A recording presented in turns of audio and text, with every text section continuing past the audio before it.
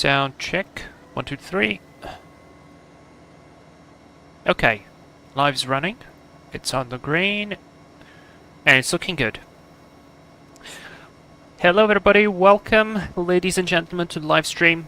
I hope you are feeling good, and you are in a good mood, and you have something to sit back, relax, and probably take some snacks as well, because today is going to be a very interesting flight. We're going to have 3 flights today, and they are all going to be full of action. So this is going to be definitely very interesting. Whoops, just pressed something here that I didn't need. I'm not going to talk too much now, because we have a lot of stuff to plan, and the first leg is going to be the longest one. And I'll have the time to talk about it on the cruise, so that's going to be it. So welcome everybody to Peru. We are in the capital city of Lima. We have 3 legs to fly today. One of those legs is going to take us to one of the most famous and craziest approaches out there, which is Chagwell. Look at it in the middle of the Andes Mountains, and it has a really crazy approach. There is no other way I can put it. You have to go in the middle of the mountain, zigzagging between a valley, before doing a 90-degree turn to the final for the runway. It is kind of incredible. So that is going to be like the highlight of today's video, but actually we're going to have challenges on the entire way, starting from the first destination, which is called Tinga Maria. It is as well in Peru. It is located a little bit more on the eastern side of the Andes, where they kind of end. And the challenge today, apart from the fact that it is kind of surrounded by some terrain around it, there is a big thunderstorm located there with tops at flight level 470, which, you know, even if we would be flying a jet airplane, that would be still a challenge to us, because there is basically almost no jet that can go as high as flight level 470. And especially today, we are flying this little King Air C90B Evo Mod, Freeware, by the way, with the GNS avionics, so the old avionics. I made a couple of tutorials for this airplanes, so definitely check those out if you want to fly this airplane. It is fantastic, phenomenal airplane, great model, flies like a beast. I love it. So yeah, Ludo Kerman, hello, welcome to the live stream. How are you, my friend?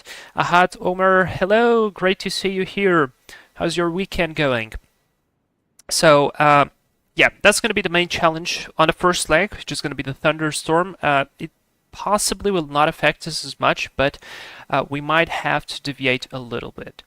And also, I'm going to try to take as much fuel as I need for the entire flight. So this is how it's going to go. We're flying in real weather, real time. There is no fuel on both of the first 2 destinations. And so we'll not be able to refuel there. If the weather is too bad, or the wind is too bad, or we lost, or we just spent a lot of fuel and we can't just sit there and wait, we will have to divert. So it is possible that on today's live stream, we might not get to all of the destinations, including Chagwell, but so far Chagwell actually looks good. I'm more concerned about Tinga Maria, but we'll see how it goes. Anyways, we are on VATSIM today with us flying Emil, so great, thank you very much Emil for coming with me. He's flying the C90B as well, and he will be joining us, so this is going to be interesting to coordinate all this stuff. Alright, let's get into the airplane. I've already called ground services from X-Plane. And I have the door open. Let's get inside, turn on the ground power, refuel the airplane, do a little check of all the stuff and make sure that everything is in the right position. So this is all off. I'm going to switch on the engine anti-ice to on. Avionics master power is off. That is important. Navlight is going to come on, or radio like that on. Bleeds are on. This is in the auto position. This all looks good. Overhead looks good as well. Here on the throttle looks good. Flaps are up. And these 2 should be off as well. If this power could go to... Actually, I'll leave that to power. Flight director is off. Sounds good to me. Let's go and try Let's actually confirm first what's the voltage of the battery. Battery looks good. And external power, we do have external power. Wonderful. So let's go and just engage external power. Now the airplane is not fueled up. Also, I checked something which is really, really cool. There is now, finally, a sim brief profile for the King Air C90B, which is incredible. So let's hop inside sim brief, take a look at what we have here. Just for planning purposes, I already created this flight. So they gave us a cruise altitude of flight level 230. It says at max cruise, distance is 236 nautical miles, so this is going to be the longest flight. Expected airtime 1 hour and 8 minutes. I'll try to do this a little bit shorter because there is no traffic around, there is no ATC, so I'll just go the most direct route possible. The only concern right here is the fact that we have very high terrain departing from Lima. And because this is not a jet, I mean, even for a jet, this would be quite significant. So Lima sits basically at sea level, while all of a sudden, like, I don't know, let me just put a GPS point here, 26 miles away you have peaks that go as high as 15,000 feet. So you do have to climb a little bit in order to go through it.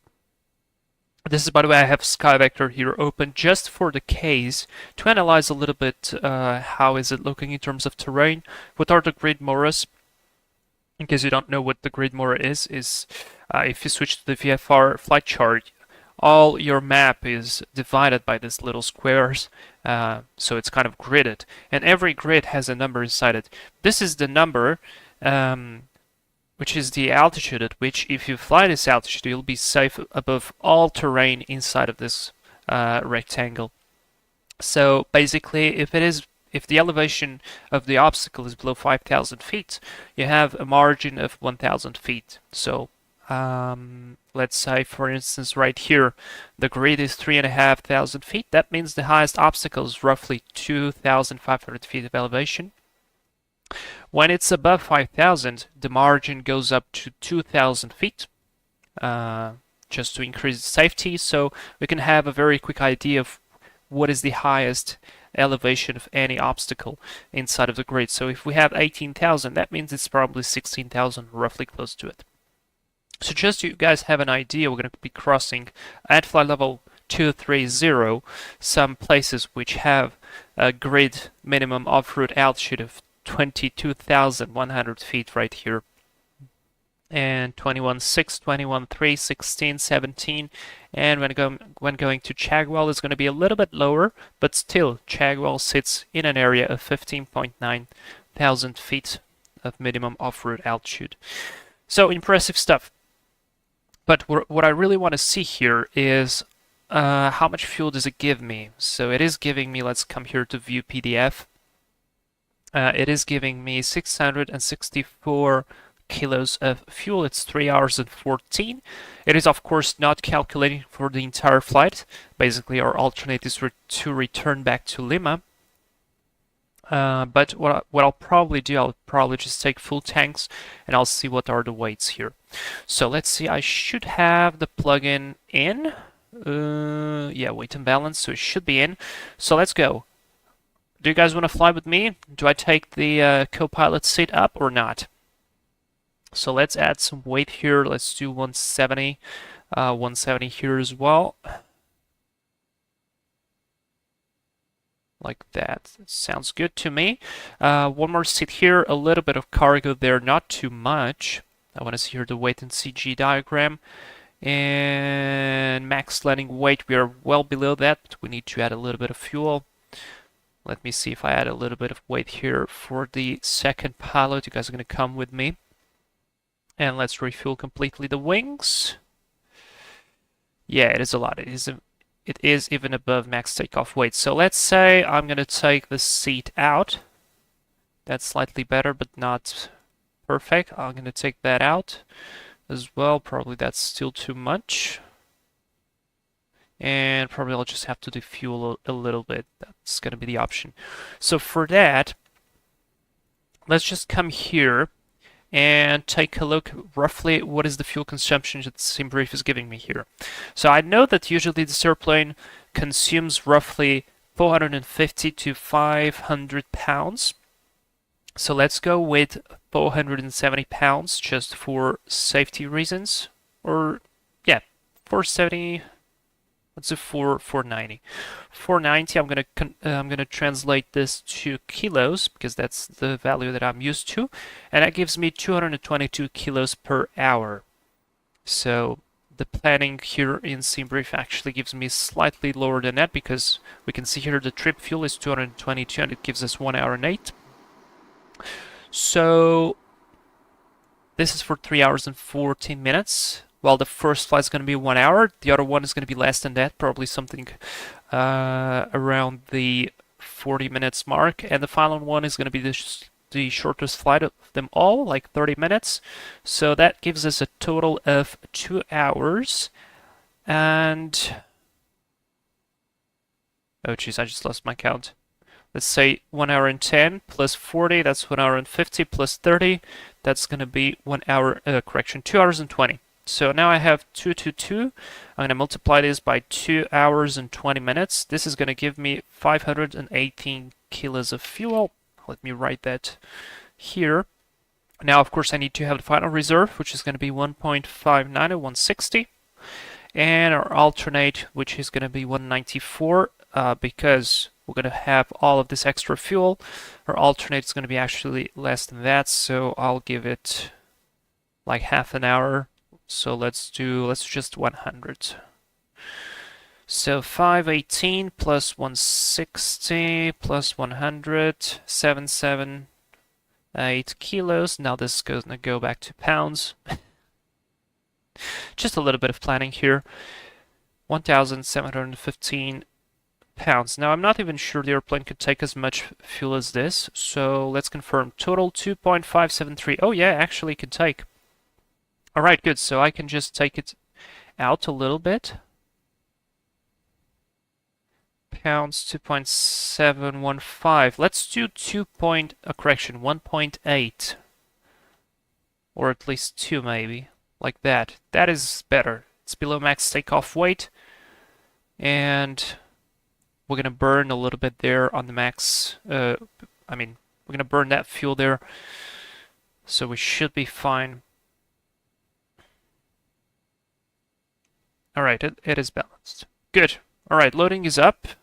Can I take a little bit of extra weight then? No, I'll leave it there. 4 passengers, a bit of cargo in the back. That sounds good to me. And our planning is complete. Great. Alright, that was a bit too much. Cooler, hello, welcome to live stream. Sorry, missed you there. How are you? How's your weekend? Okay, so that's the planning done. Let's go to SimBrief. Let's pre-file this on VATSIM just to make sure we do have an active flight plan. We will be using GPS on this flight. They use it in real life, and it is the most efficient and better way to do it.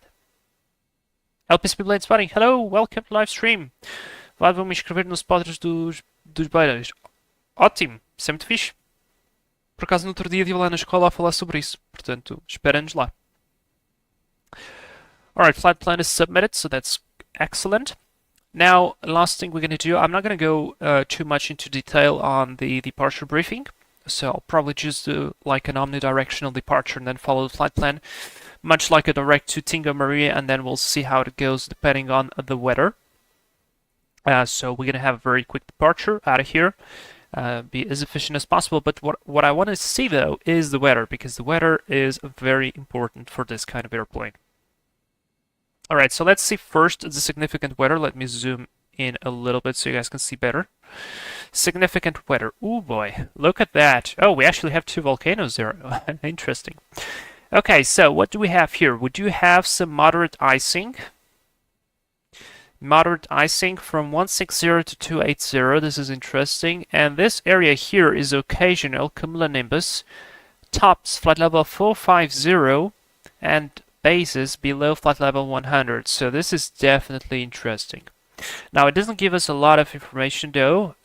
We do have still extra segments here. So we have a thunderstorm that's embedded. That means that it is not, or it may not be very easily spotted because it might be inside other clouds. So it should be from 2 UTC to 17 UTC. So it should be out there for at least 1.5 hours more. I mean, that's the validity of the SIGMET. And the tops are at flight level 470, and it's stationary, which is the better part of it, because you can see that the area is just close to that to our first destination.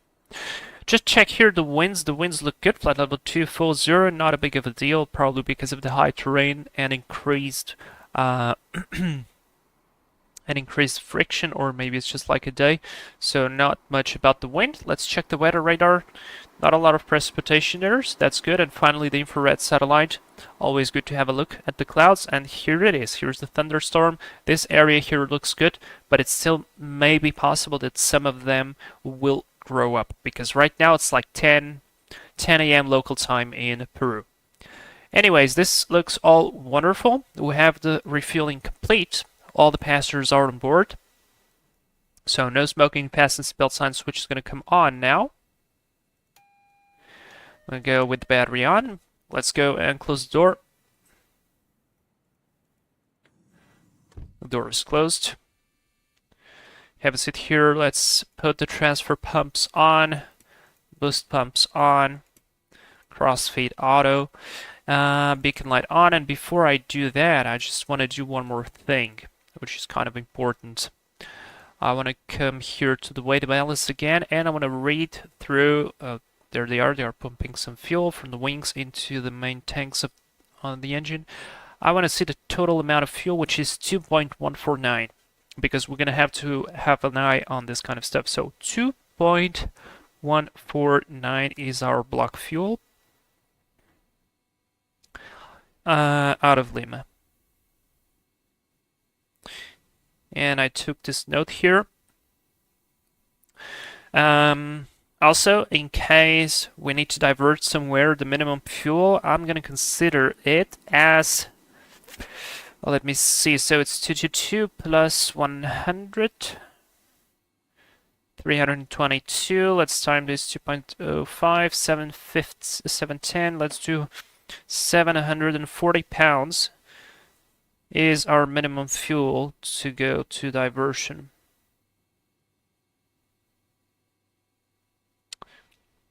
That sounds good to me. So we're going to have to pay attention here on the gauges. So if we reach 370 on each one of those, we're going to have to go somewhere. Alright, that is set. Syncrash Flight 97, welcome to live stream. How are you? Today's going to be fun. It is going to be very fun. Alright, props forward. Amel should be already starting the engines, probably. Actually not. Interesting. I wonder, I think I can switch on the avionics now and do some planning on the GNS. Maybe? Maybe not. Maybe I'll just start the engines and go with it. So, are you guys ready? Oh, do we have ATC? Okay, no, never mind. It's not ATC. Feel free to go first. Okay, thank you very much.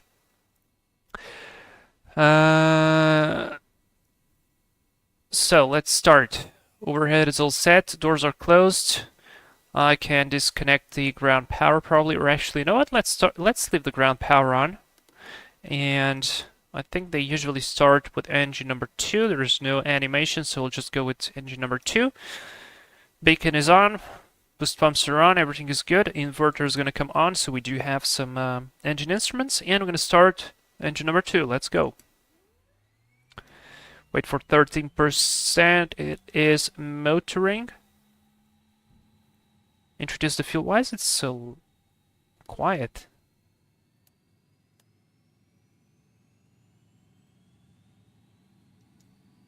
There we go. Above 51. Started cut off. My X-Plane feels too quiet.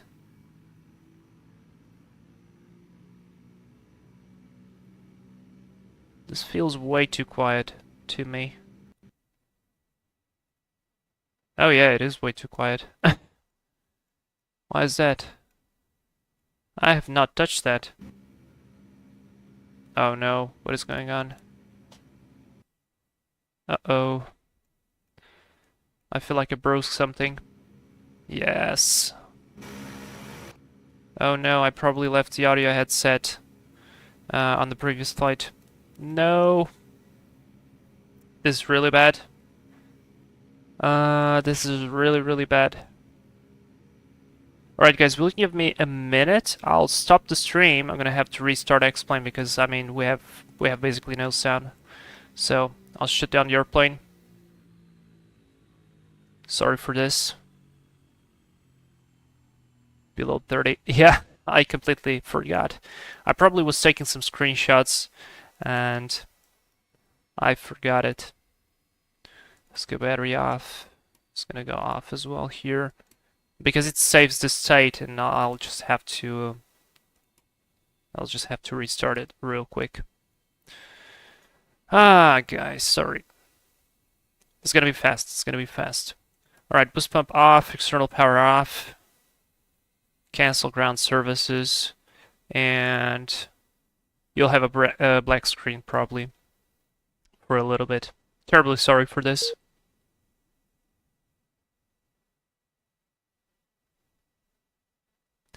What a mess. Alright, it should be quick. It's good that I wrote all the fuel values, so we don't need to replan anything. It's already written on paper, and should be quick to go. Also running the new the Beta 2, so should be even better in terms of stability, I hope. I'm still prepared for some crash to desktop, but because we are running the Chagual C90B that's based on the default model, I am kind of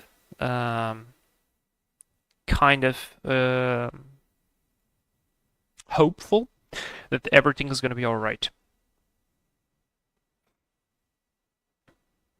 But yeah, it is going to be an interesting flight, interesting live stream. How long have I been talking?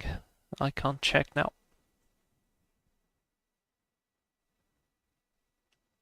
I have even prepared a small snack for myself before going to Chagwell.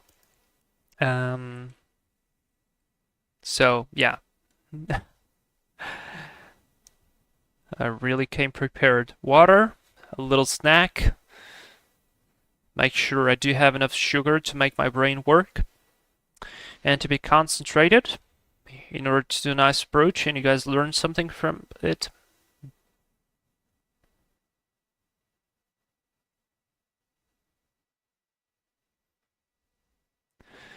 Alright, this is relatively fast. Could be even faster, but so far so good.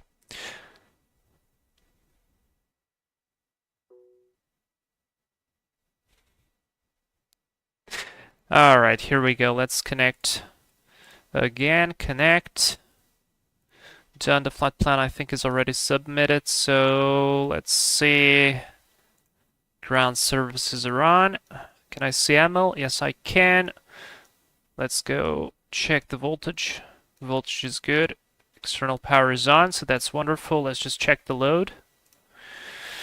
And load is not there. So let's load the airplane.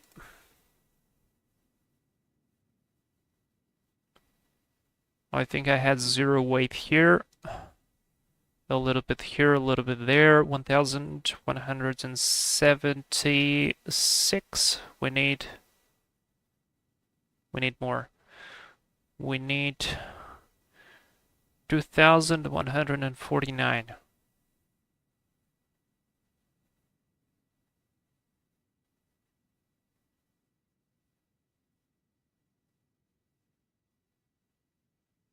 That's it. It's balanced.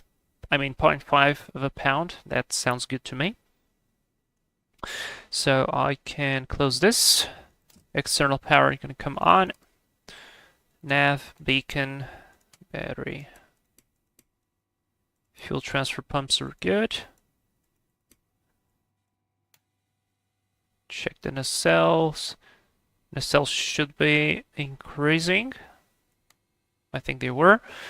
So that's great. This is all good. Fasten seatbelt sign is on. It's going to go to auto. Props forward. This is off, off, off, off. Very nice. Engine anti-ice is on. Inverters are on. All the lights looking good. Let's check around us. Yep, looking great. All right. The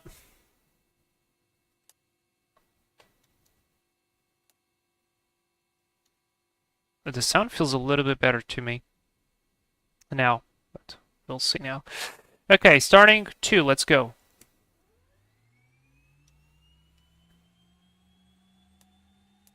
That's not working now. Motoring.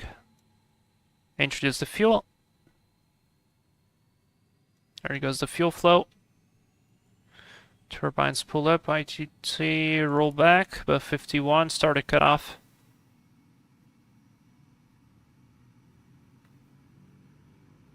It is still so quiet. What is going on? Oh wait, don't tell me that I left it still in the on position. There we go. Now it's working. Alright, very good. Let's go Gen 2. High idle. Gen 2 has not picked up the load because we are on ground power. So if I will now disconnect ground power, it will pick up the load. Yes, there it is. Cancel ground services. Let's go number 1. Let it motor. Stabilized. Introduce the fuel. There he goes, this pull up. 51, starting cutoff.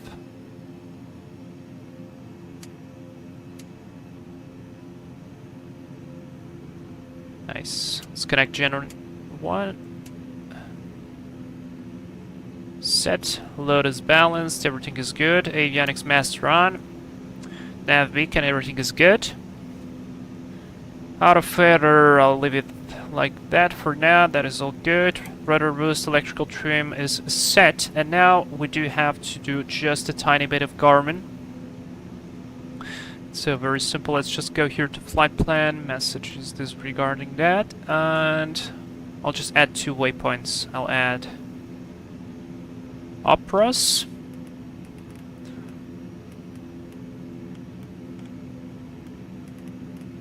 Or you know what, I'll just go direct. Sierra Papa Golf Mike. Sierra Papa Golf Mike. Yep, that's it. Accepted, correct. Change this to GPS. That is set. We're gonna depart from runway 16. Taxi is very simple. We might even depart from taxiway Delta so we don't need to go all the way down there. Alright, good stuff. Taxi light is on, flaps are up. Everything, trim, reset the trim. I'll leave it on nose up like that. That's good.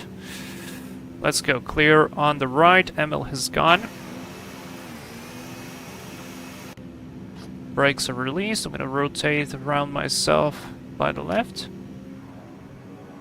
Reverses are good. Oh wait, never mind. Set the brakes. I need to sync the condition lever.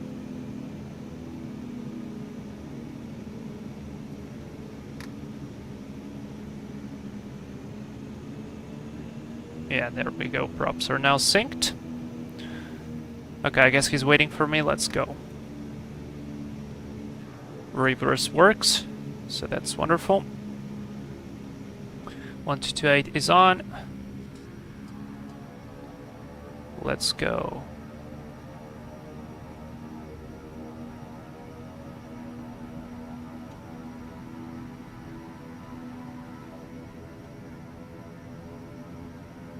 It's gonna be very simple. Taxi out of here. So just reset the crossfeed. Annunciator panel is checked. Flaps are good. Flight controls are nice and free. I'm moving the yoke. You guys can see it, but I'm actually moving it. Everything is working great. Clear on the left, clear on the right. Transponder, I'm going to put it to on. 2,000 feet. 2,000 feet. 2,000 on the squawk code.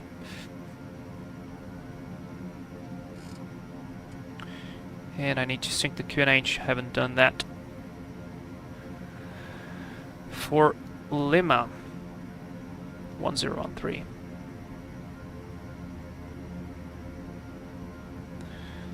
QNH 1013 is set, and I'm gonna go flight level 230 directly after departure.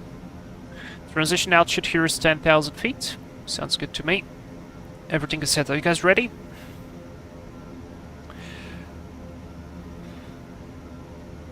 No flaps on departure. If his aux power is going to be armed.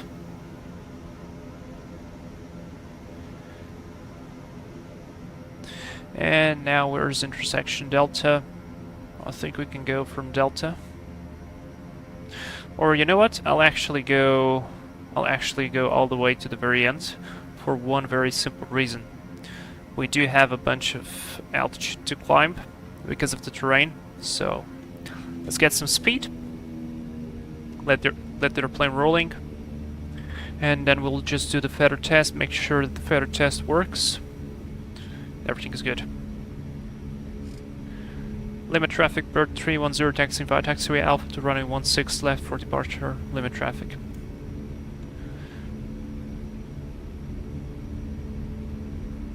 And I wonder, was that heard? Yeah, it should be. Should be heard. Alright, let's not take off here on the taxiway. It's all clear on the right, clear on the left. Take off okay time. Yeah. Man, I haven't flown this King Air for a lot of time already. I miss it. Temperature is pretty warm as well, 21 degrees. And you'll see in Chagwell it's going to be roughly the same. It's like 20-something degrees. So imagine an airfield situated at 4,000 feet of elevation at that high temperature. If you guys watched the video that we did to La Paz on the 747, I talked a lot about density altitude. Today is going to be one of those days where that is also very, very important.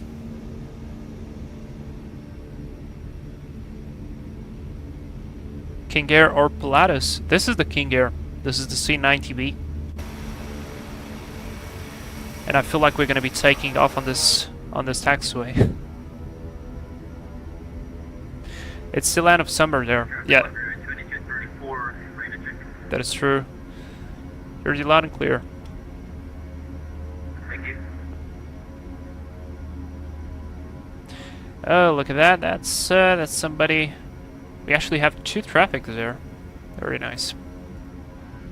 Alright, we are approaching the holding point. There is no traffic on approach. So I can take the other holding point.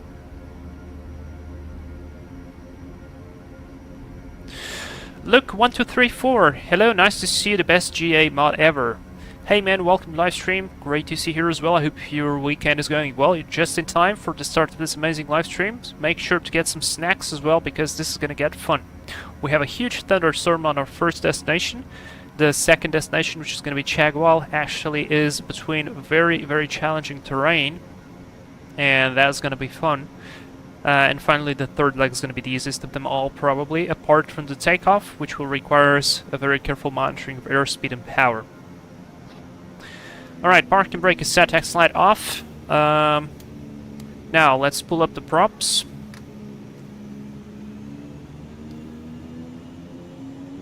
And props has pulled up.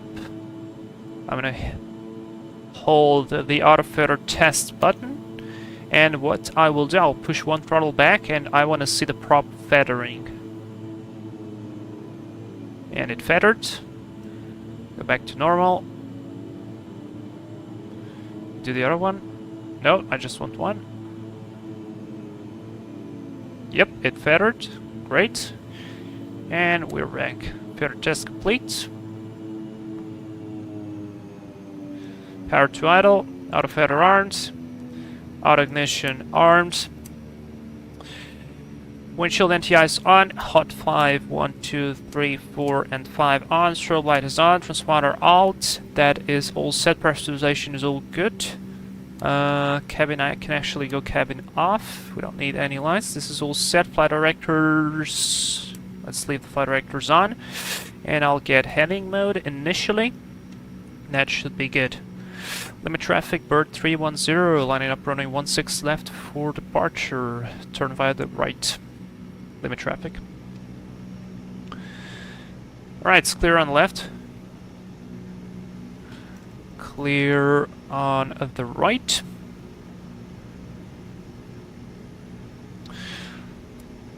Landing lights are on, recognition lights are on. Let's do a nice stopped takeoff. Like we should do. Alright. Let's pull up the props. Once the props are pulled up, we're gonna torque for 1,300. Props are good. There goes the torque. 1,300. Set. Power set. Everything's looking good. Airspeed is alive.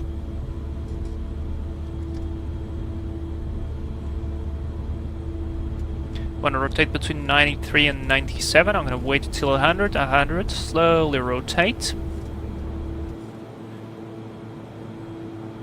Slowly let the airspeed build. Positive climb. We still have runway. I'm gonna wait for the gear in case we need to go back, and now I can pull the gear up. As the gear goes up, landing lights off. Limit traffic, bird 310, airborne passing 400 feet. Wonderful. Now, because we are off the ground and we don't need anti-ice, I'm going to switch it off now. Watch for the torque increase. Drop it a little bit to 1,400 feet.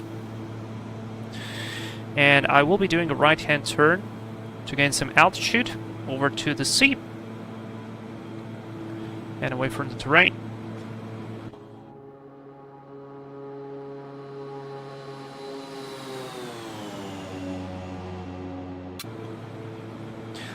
Alright, and let's climb at 140 knots.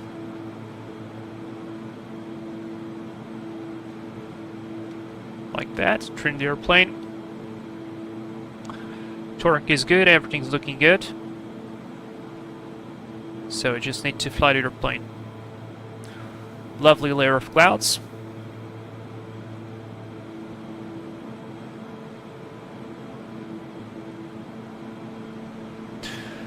Ludo Kerman, I should have known this aircraft before buying the Just Flight 1, even if the Just Flight 1 is insane. For a freeware, this one is definitely worth it. Oh yeah, this is amazing. Well, you can still have both, so I see no problem with that. Look at that layer of clouds. Absolutely. It's ML, and look at that terrain there. It is looking a little bit hazy.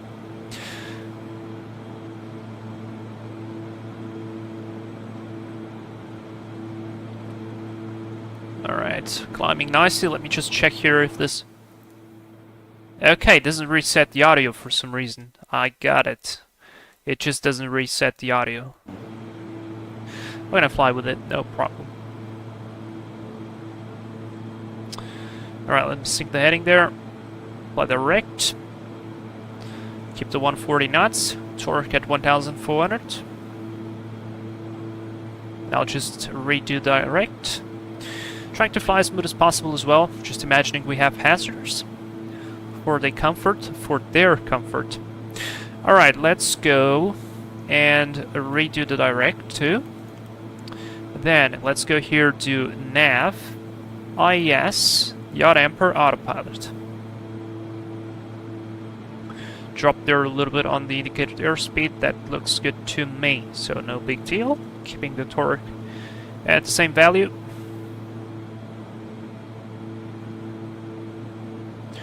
Temperature's 13 degrees now. So far, so good.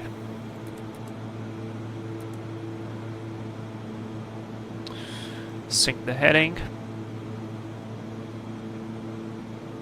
Adjust the torque. Confirm that you will have to adjust the torque the more you climb. So just make sure that at one time you'll not be adjusting the torque and exceeding the ITT. Outside view. Oh man, it is looking great. I wonder, can we see Emil somewhere out there? Not seeing him now. Actually, one very cool thing that you might have noticed, because it's QNH1013, we don't need to reset or worry about transition altitude right now. I'm going to be climbing at flight level 230, so let's adjust here the cabin altitude. 230 is set.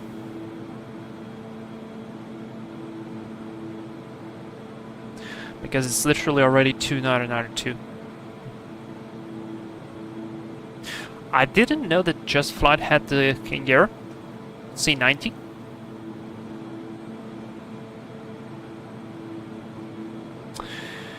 Right, very good. 173 miles to go. Time en route is 1 hour and 10 at this moment. Ground speed 146. How are we looking in terms of terrain? Looking pretty good. We have climbed out a lot, so what I suggest to do is let's go vertical speed, drop the nose just a tiny bit, let our plane accelerate a little bit as well. And with that, I'll just reset the IES climb at 145 knots.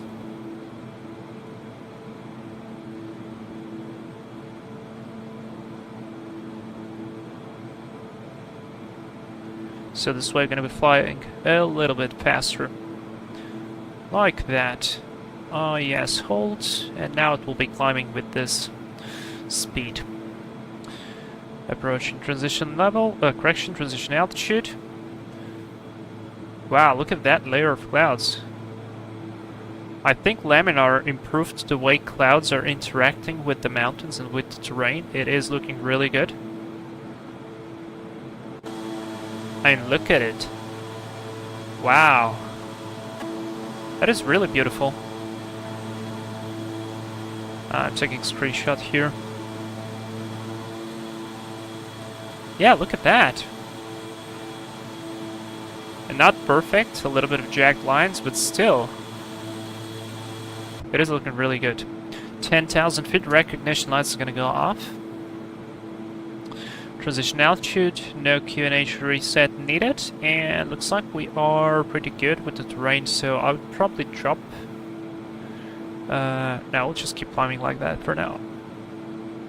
Just add a little bit of torque, back to 1,400.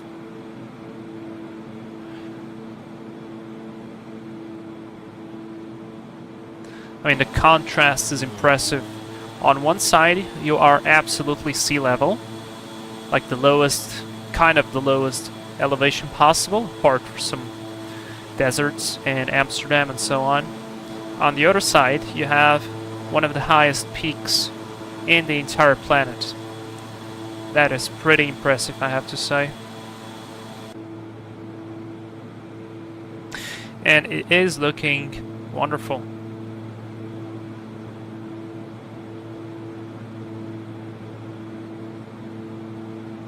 Absolutely wonderful. Guys, can you hear me fine? Is the airplane sounding fine to you? Is everything good on the stream? I hope so.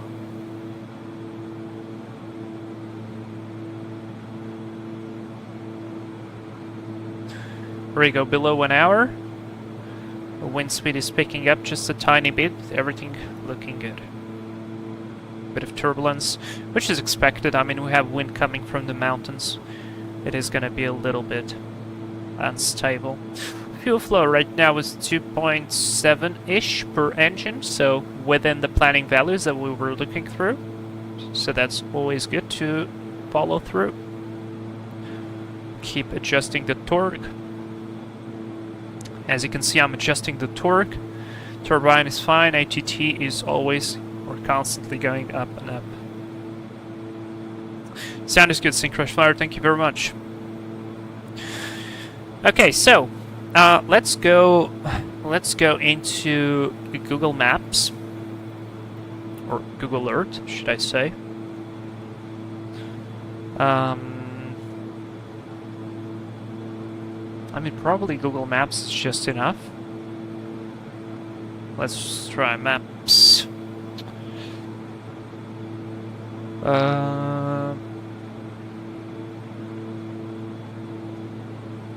And why am I gonna go to Google Maps? For a very simple reason.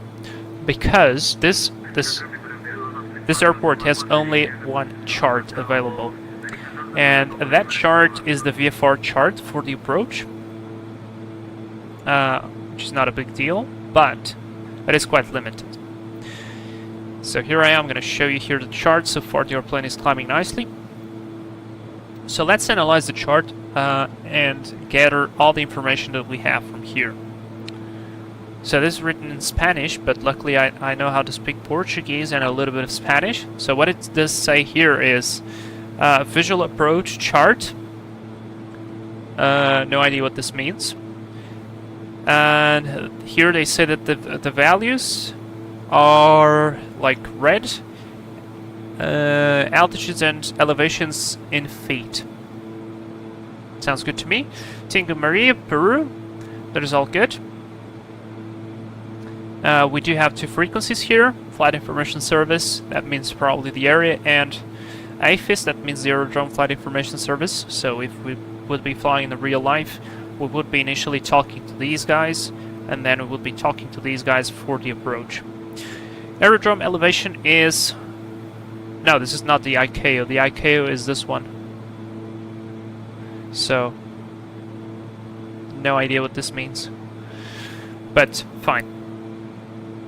Elevation is 2,146. We can just assume it's going to be 2,200 feet. That is good. And the airfield is situated near a river, surrounded by the city of Tinga Maria, and it does have some pretty high terrain around it, as you can see. So on the left side you have a peak with an elevation of 4,780. So if I zoom in a little bit, you guys can see probably better. On the right you do have another peak at elevation 3,882. Another peak very near the runway, 3,310. Just guys remember, elevation is 2,200. So this one is already 1,100 higher than the runway, and it sits literally close to the runway. So this is very important. Then you do have this kind of peak here, which goes even higher, basically 5,000 and even more here on these ones. So this will be a very interesting kind of approach. And what do I want to do? Basically, what I want to do is I want to fly over the field at a slightly higher altitude. We're going to need to be established VFR, so we need to see the runway, because there is no other way that we can land there. Let me just... Whoa. I just bumped the throttle. Because there is no other way that we can land there. Let me just adjust the power there.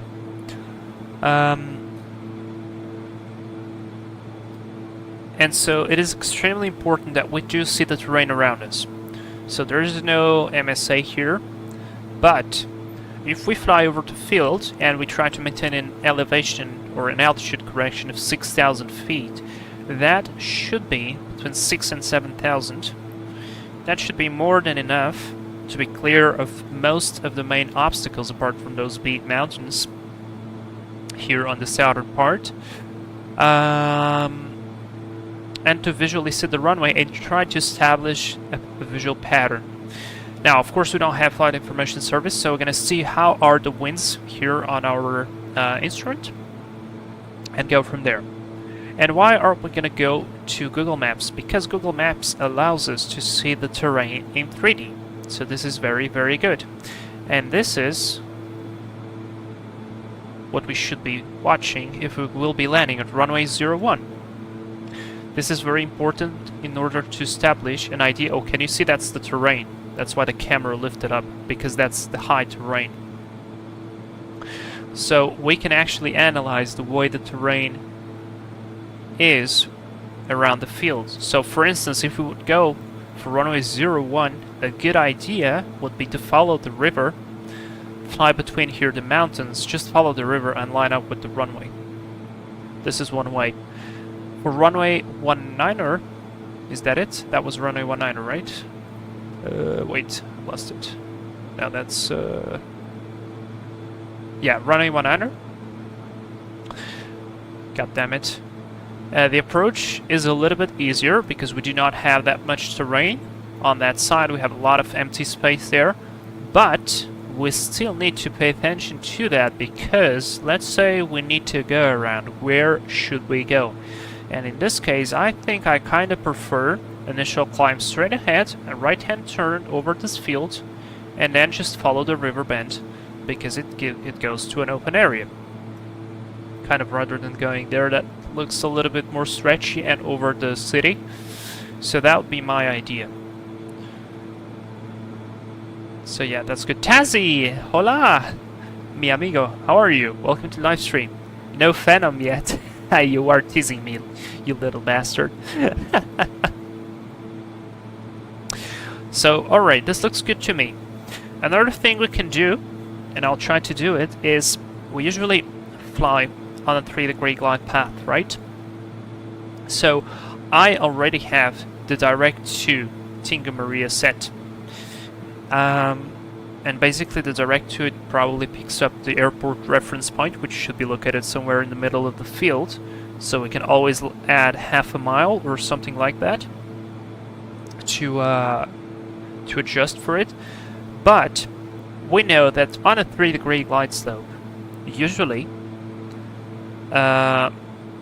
you need 1,000. Oh, correction! You need 3 miles for each 1,000 feet of altitude to descend, roughly. So that's a good idea. So let's say we are 3.5 miles from Tinga Maria.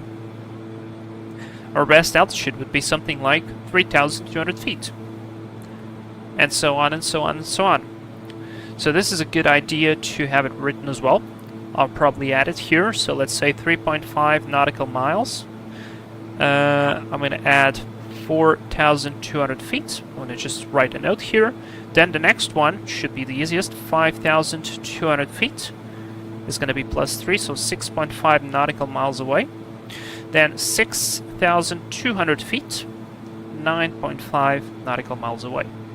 And this way, when coming for the approach, we can have an idea of how stabilized are we. We don't need to follow this, but at least I would not want to be below this this altitude.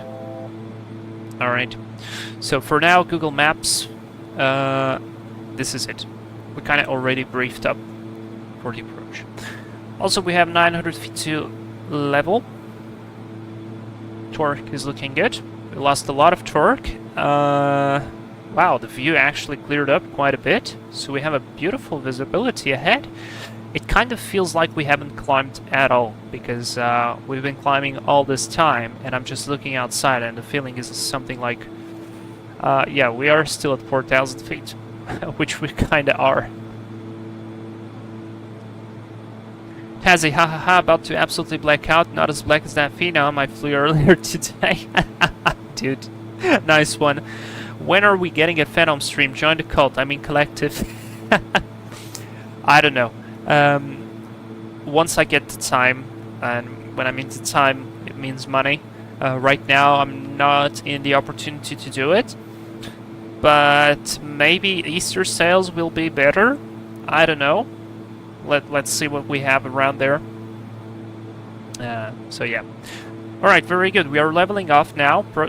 Oh, never mind. We are not leveling off because I have not selected altitude selection. I completely forget to do it. All the time.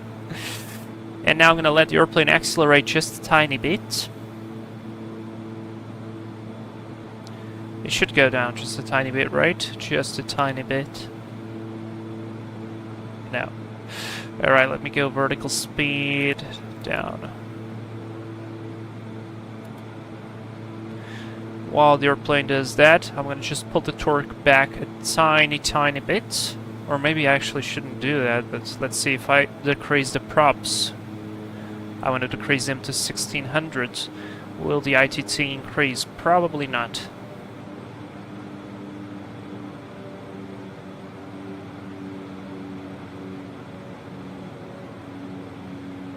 There we go. Altitude captured. Great stuff.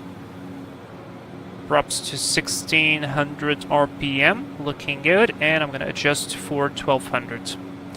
Excellent. We are burning 220 pounds per engine. So a total of 440 pounds. Roughly 200 kilos.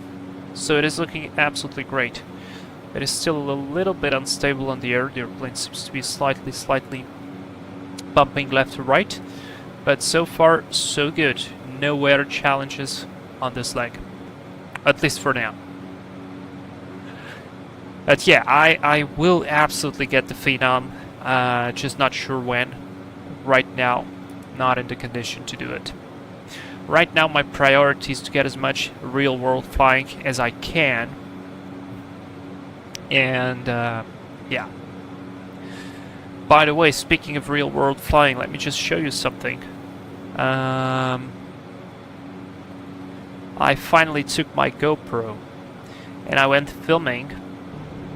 So I'm going to show you just a tiny bit of what I filmed for the paid members. This is some of the stuff that will be out there. Let me find another clip. Oh yeah, I can show you this. This is how you unchock a plane in real life. No menu like an X-plane. You just go there, pick up the chocks, and you go.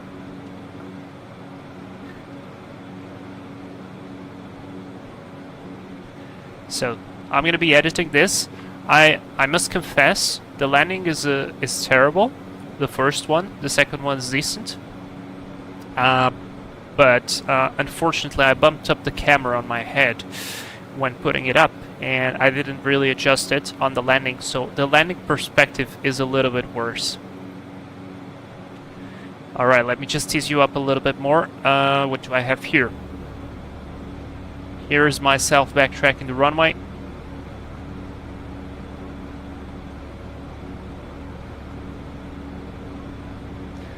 And let's see, can I catch up to takeoff here? I can actually catch up to takeoff. Right at the takeoff time. Yeah, see, the camera should have been just a tiny bit lower, but this view here is actually decent because you can see the instruments, you can see my hands, but the camera on landing is not so good. It is basically pointing way up. And that's takeoff. Takeoff's going to be reserved. Let me just show you one more. Not this one. Maybe this one. Yeah, this one looks good. Nothing new, but quite nice.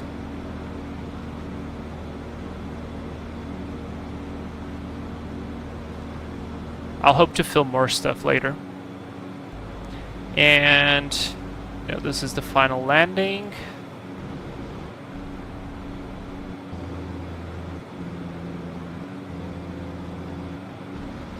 And this is me on the circuit for the traffic pattern. As you can see, the camera is pointing a lot up, and that's my mistake.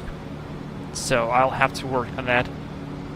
Probably put the camera down a bit more so you guys can see. There's the airport, you can see it there a little bit. So yeah, I need to have a little bit of free time. Make all of this into a video and then post it. And I have more stuff on my phone as well. It's not much, but it's cool.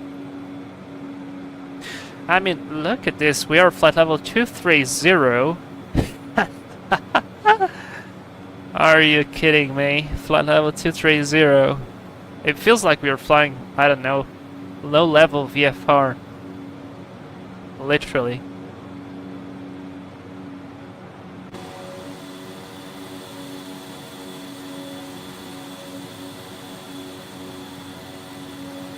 Totally feels like low-level VFR to me.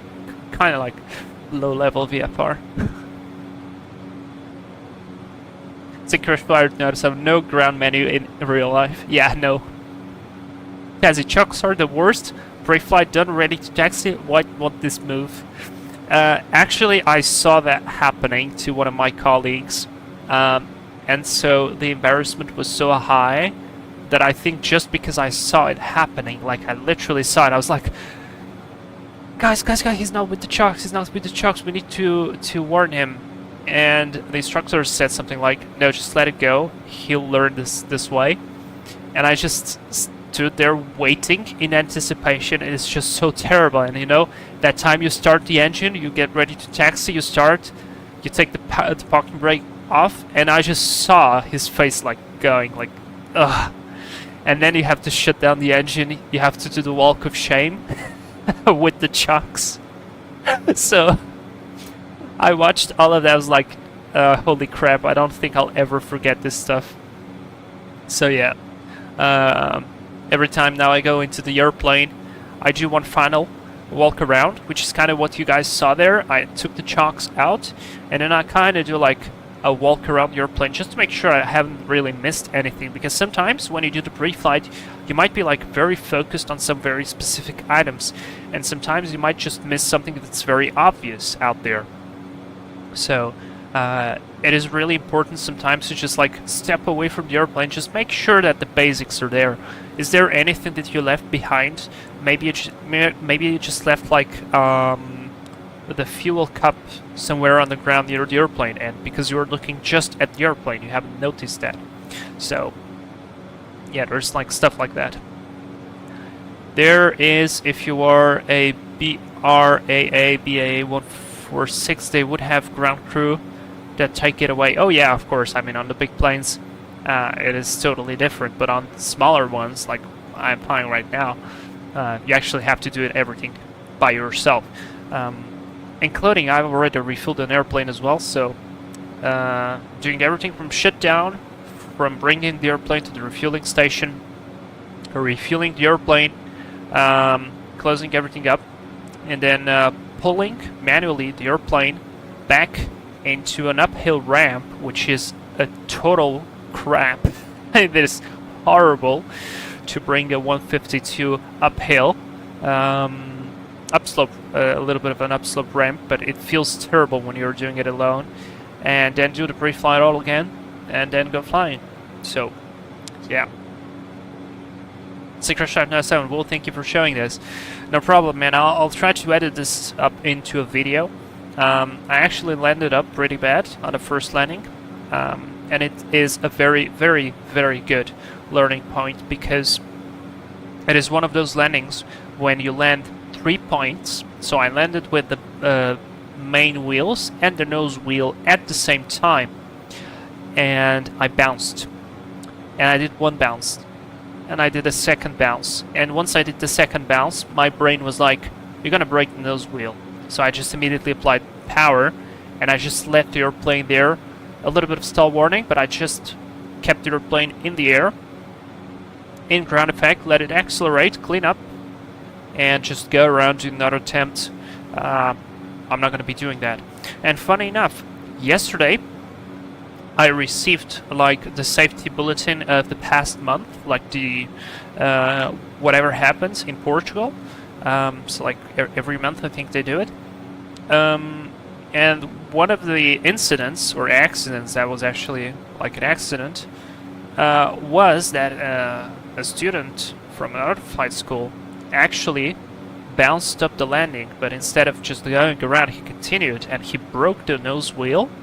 The prop struck the ground, and the airplane, well, basically the airplane's gonna go to maintenance now. So I felt like I made the right choice, but it is still a very embarrassing, like, holy crap, everybody's watching. I just made a 3-pointer and then bounced 2 times. Just, at least I didn't break the airplane, but yeah.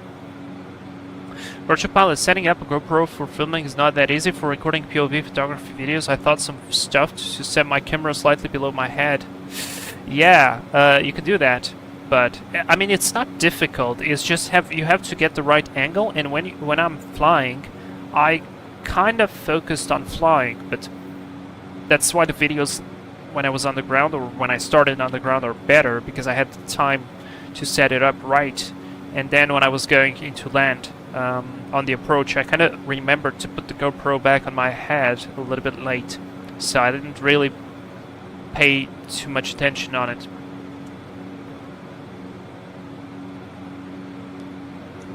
Yeah, Tazzy, that is funny. Now, sound checklist entry. I'm sitting in the airplane. Check. Yeah. Going to have to remember, applied for the Air Force, so we'll need to do all of this into Diamond DA40. I'm dying inside, and then the PC-21. Australia has the Hawk T2s. PC-21. PC-21. Is that a jet or not? PC-21. I'm not really seeing which one is the PC-21. Or you want to say the PC-12? Why are you dying inside because of the Diamond DA40? I think it's a fine airplane. A lot of people use it. Holy cow! We are at flight level 230, and this is the view. Are you kidding me?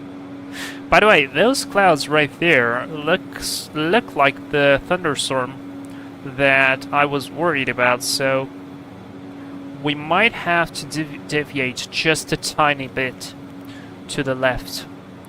We still have 80 miles to go, 18 minutes, so not so bad right now. And I also was trying to see if it would be possible to put the GNS 750 on this mod, but it doesn't look like it works, at least for now. Just because it has the TAWS, the terrain awareness, no, terrain avoidance, terrain awareness warning system. I can never remember that abbreviation, but yeah.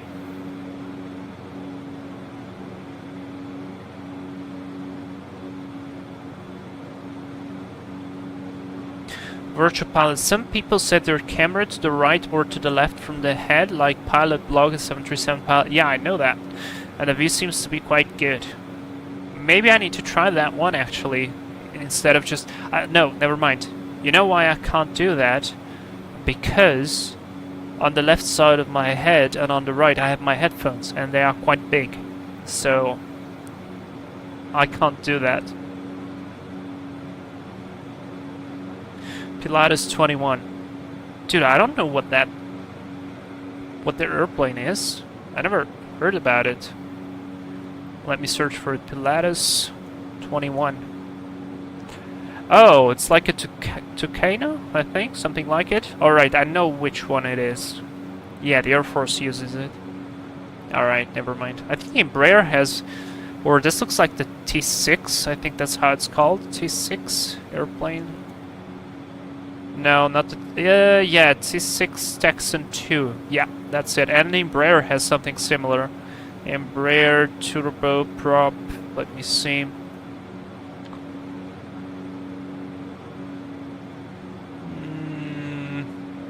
I was pretty sure there was one. Military trainer. Yep, Embraer 314 Super Tucano. I was right. So they're kind of all the same. Tazi Diamonds are underpowered Garmin systems, and if you have the poor opportunity of flying a DA-42 hot conditions, two pilots simulating an engine failure need to look for somewhere to ditch. I kind of understand. It cannot climb. Seminole is much better. Yeah, I understand. The P2006 Technam is kind of the same. So, yeah, I understand it. Yeah, so a PC-21 is the Pilatus version of the T6. Tucano is ridiculous. The payload is awesome. Yeah, I really don't know much about those airplanes.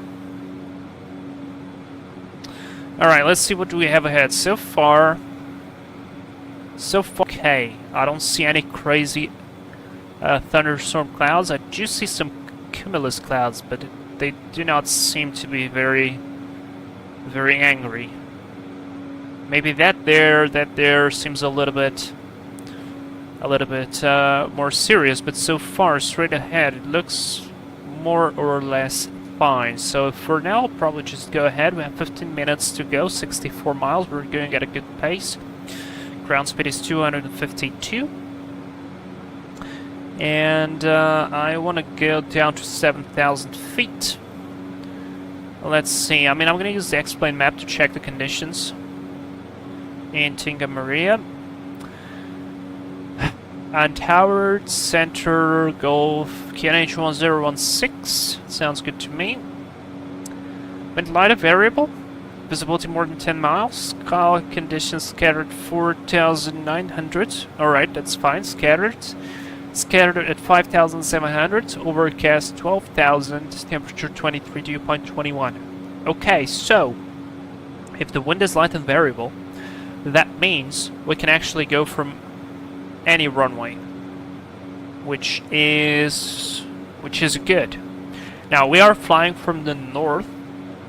That means I would probably prefer to go something like overflying the field, stabilizing visual contact, and then fly like a teardrop. So overfly, do a left-hand turn, follow the river, visual approach, and land. And then if we would need to do a go-around, we already briefed it. We would climb initially straight ahead, follow the river bend, off the right-hand side as we cross the mountain here, and climb to at least 6,000 feet for another attempt. We do have enough fuel for another attempt. And also, I'd probably prefer this one, because if I am not mistaken, which I might be, but if I'm not mistaken, there's a taxiway at the very end of the runway. The runway, by the way, is dirt.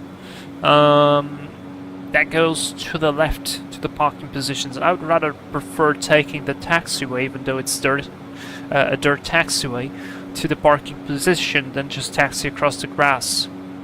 So, yeah. And then we would just taxi to runway 01, depart straight ahead, and inbound to Chagwell, which would be the most important one. Tazzy, anyways, cheers everyone, have fun. I actually will knock out. Good night, man, have a good rest. See you tomorrow. Alright, that sounds good to me. We will do a very similar briefing. I mean, I've spent so much time talking already with you guys, and I love it. In the meantime, that I wanted to talk about Chagwell, but I guess we'll talk it on the next flight. It's 132 miles. We should have enough time for it. Probably gonna cruise at about the same altitude. Let's see. Let's actually open Sim Brief. Let's actually see what it gives us. Edit flight. I can close the map as well. No need to cut resources. Next flight's gonna be bird 311. Change the number there. Golf Lima for Chagwell. Should be a direct route. Oh, we actually have a waypoint in the middle. Sounds good. And our alternate is Trujillo, which is the final destination for us. So let's generate the flight. I just want to see what will be the flight time there, and air time 42 minutes and altitude 22,000 feet. Yeah, sounds good to me. Alright, we are slowly but surely reaching the clouds, but it seems fine. It seems totally fine to me. What it doesn't seem very fine to me is the fact that we do have one overcast layer sitting pretty high, and then two scattered. And what I am worried about is the fact that one scattered can obscure the other scattered, and we could have a very hard time actually seeing the terrain.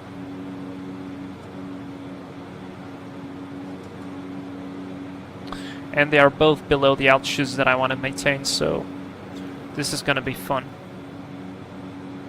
Let's check outside view.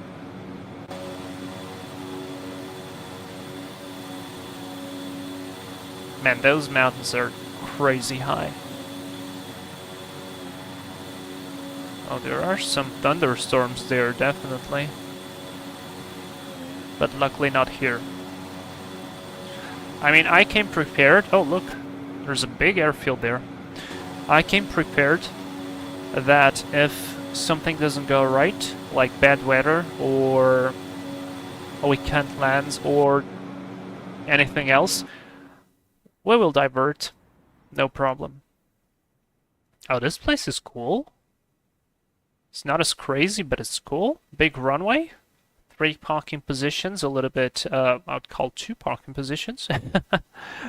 But this one is cool. Looks like a good in-route alternate. I mean, if we would fail an engine now, we'll definitely go here.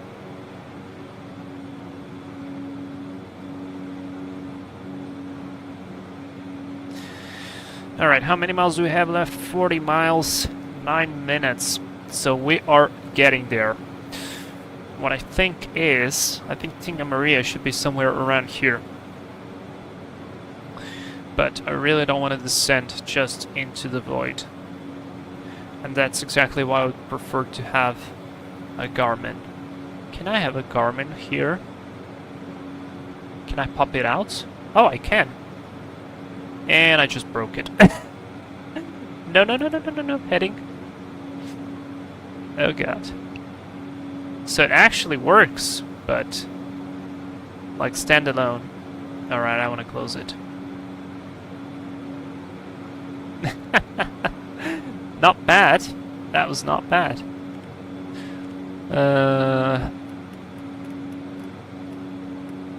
So let's reset it.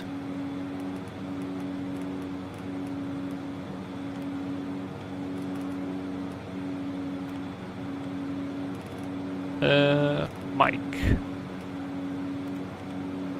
And it is direct, so nav mode.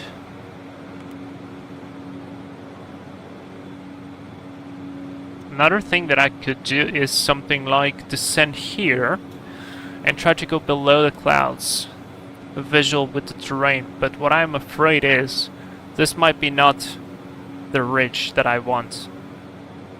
So we'll see how it goes.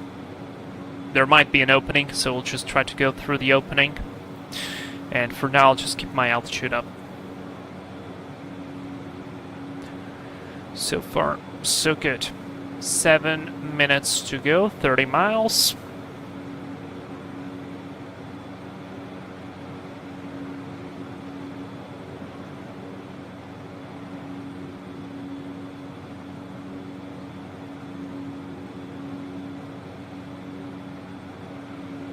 Let's see, what do we see here from the right? Oh, there is a big opening space there. Okay. So if we can't break through there, we might go a little bit here. Let me just confirm something. So you guys remember on the Visual Pro chart, we had higher terrain on the southern part of the field than on the northern part. So let's confirm this with Google Maps. So yeah, southern part. It is not perfect, but it's definitely better. And might go to somewhere like, if I see the river, I can just descend into the river and then follow it. Okay. Sounds fine to me. 25 miles to go. Push the heading. Yeah, I mean, there is enough openings. More or less. We'll see.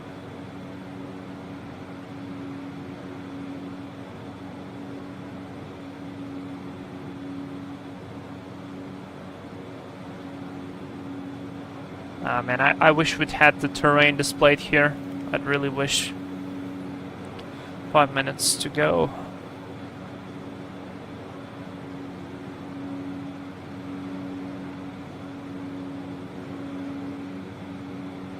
Yeah, I'm not sure right now we will be able to land there because I can't see through the clouds in front of me. And that's not something I would want to have.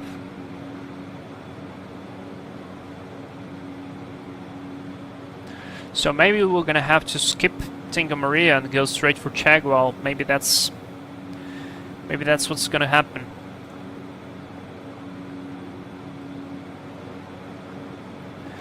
20 miles to go. Yeah, ground speed is just good.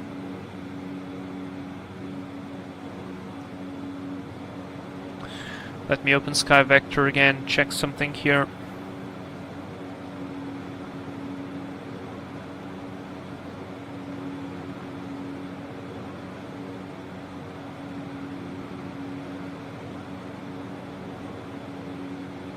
If I overfly it, I have to fly 349ers. So let's say once we overfly it, we fly heading 349er, and we will see where it gets us. If it doesn't get any better, I'm not gonna break through the clouds like this. Or wait, maybe... I mean, broken was at 1200, right? Grade is 11.9, so maybe we could break through here. How far is this? 18 miles? Yeah, maybe. Maybe it could work. That looks like the valley.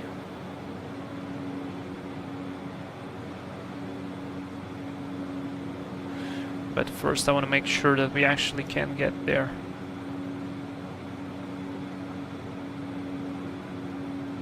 Yeah, it is completely overcast.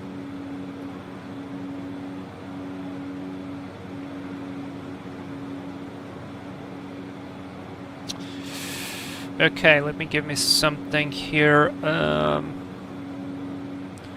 So I want this, but I want this in GPS mode. This is ADF, VOR, VOR2, no GPS mode, okay. Fine, 3 minutes to go.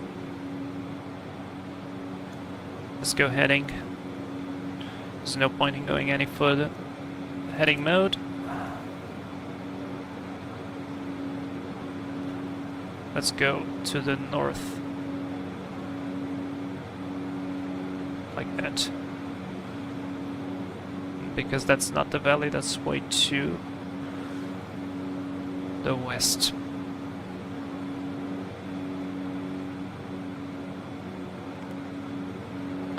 Less than 10 miles to go.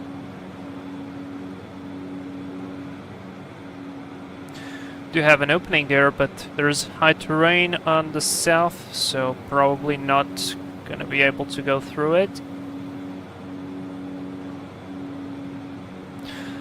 This one looks like it's growing.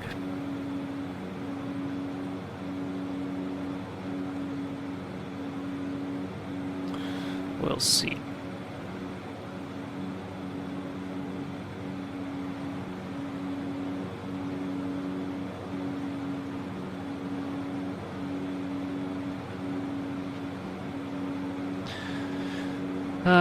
We'll see. That was roughly 20 miles away. 347.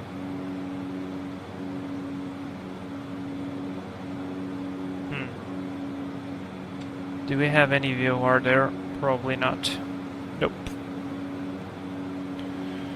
Nothing. So completely GPS. Yeah, as you can see here, I'm not gonna cheat, I'm not gonna go through the map, but right now, going to the northern part, southern part, sorry, it is completely impossible, so unless we find a little bit of escape in front of us, there is no way we can get through. And also I'm wondering if it's even worth it, because if it closes out and we can't get out of it, that would be like the end, so you would land there and no way of getting out. Emil, I think it's too dangerous. I kinda agree with you there. So I'll just probably do like a circle around. I'm gonna fly outbound 20 miles and see if there's like an opening. If it's gonna be an opening, I'll try it. If it's not gonna be an opening, I'll turn back. Because if it's gonna be an opening, that means that we're gonna have enough space to do it on lower altitude, but not right now. I mean, I could check the view in the airport. Let's check the view in the airport. Yeah, it is pretty low. It is pretty low. It was better today's morning, but right now it is very low.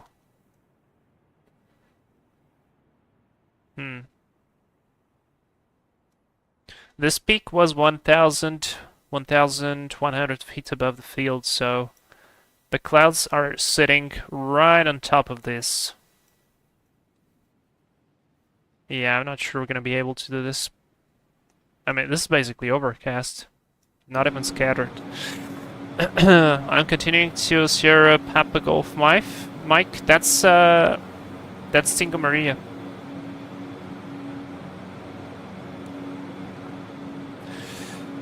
Did I just saw lightning? Ah, no, that's just the clouds. Flicker.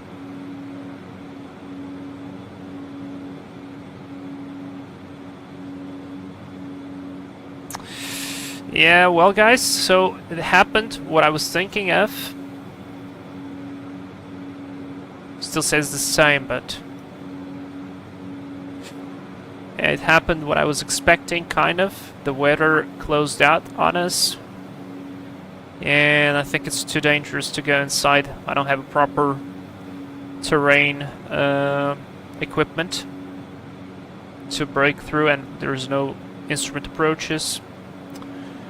So I just want to see this opening right here, and if it doesn't work, I'll just go away while we wait a tiny bit. Let's go and actually add Chagwell, because it's going to be our next waypoint. So I'd probably brief the passengers at this time.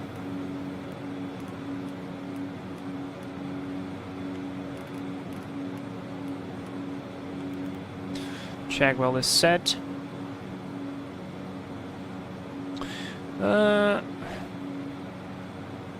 Alright, it looks a little bit better there, but again, looks way too covered. Looks way too covered.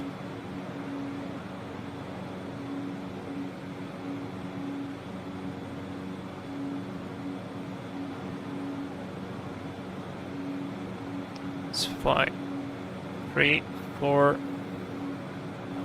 5 now. Alright, there is an opening here, but I'm not sure I want to try it, because as I said, we could be completely trapped there.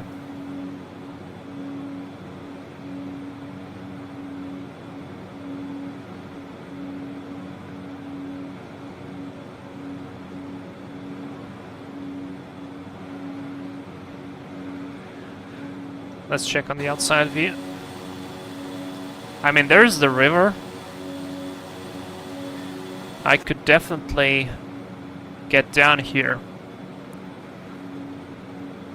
Let's see. This is where we are. That's the valley. So we are 100% positive I could break through here. Guys, help me out. This is aviation. This is decision making. Would you guys take the risk and go down and descend? I mean, the forecast is going to get worse.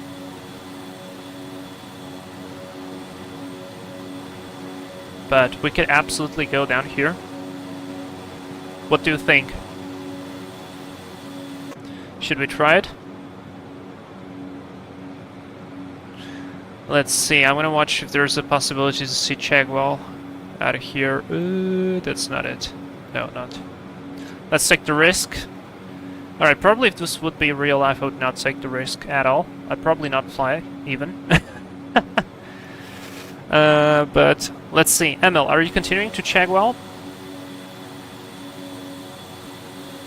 Yeah, guys, it is growing. It is definitely growing out of here. The clouds are getting higher every moment we are spending here. Kind of a little bit afraid of going down there.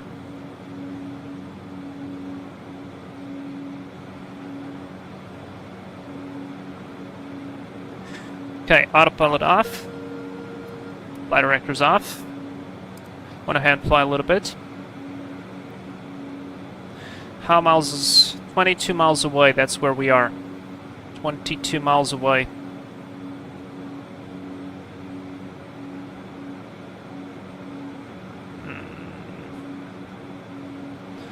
Emil is going to Chagwell, he made his mind.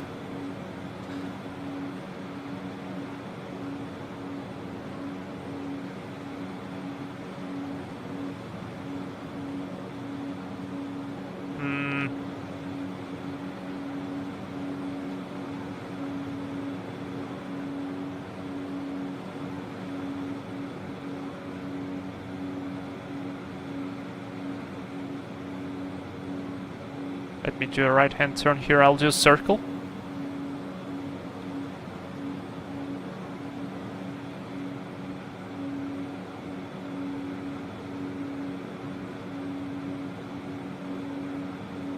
In case of go around, this can easily lead to a crash through that. True, I mean, unless you fly low, you can do go around and flying low.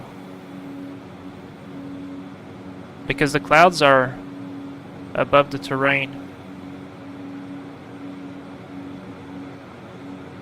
Yeah, we do have a good gap here, but I feel like the clouds are slowly growing. And they are slightly covering the city, I think. Whoa, I'm descending a bit.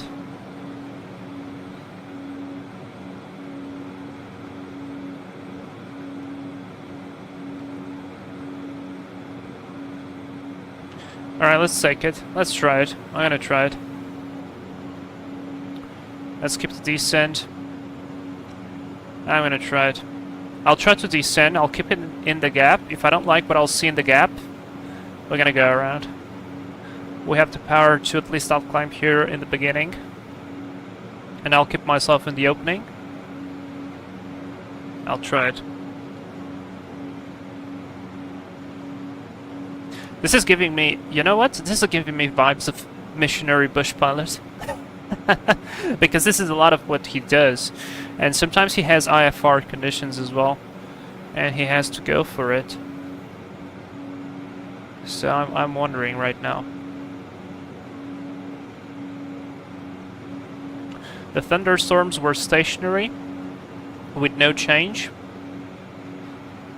last time we checked that, so let's see. I mean, I'm loving the clouds, guys. Look at those clouds. The view down there was amazing. That looks pretty much real life. Holy cow. Okay, I'm gonna keep that city in sight. We are right now north of the field. Descending pretty fast. Probably descend even faster.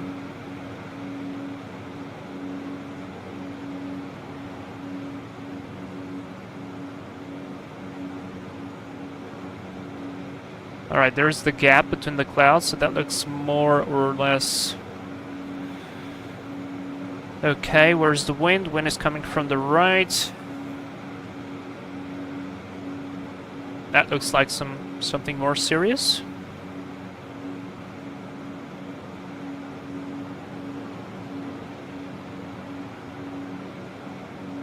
Keep the pressurization on for now.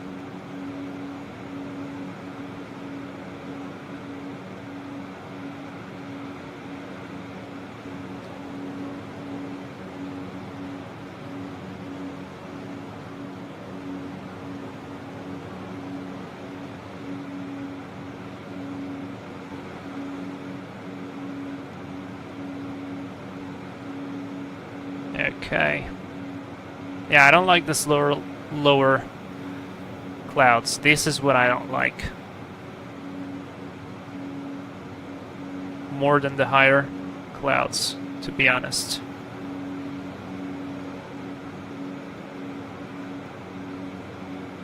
Okay, visibility is actually very decent. Okay, visibility is actually very decent. Let's go props forward. This will add us a little bit of drag. Make more noise, but more drag.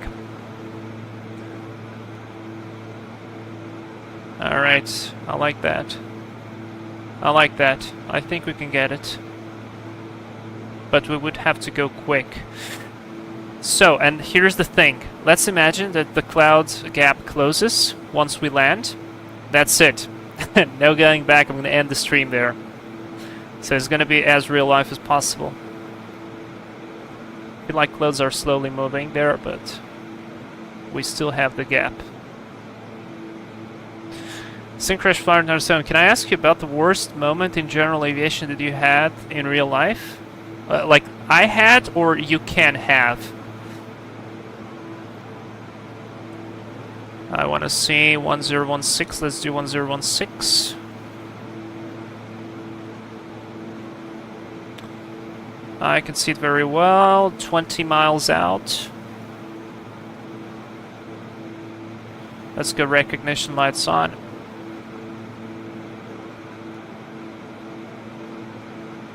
If this gap keeps being here, we're gonna be fine. If not, yeah. If not, I'm gonna have to go somewhere else. Alright, let me go put the torque to idle. Check, that's the gear warning. Alright, I'm gonna enter the valley, following the river, still descending fast.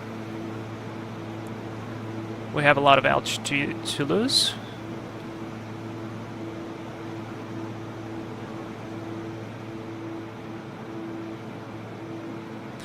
And I'm pretty sure the field should be not very far.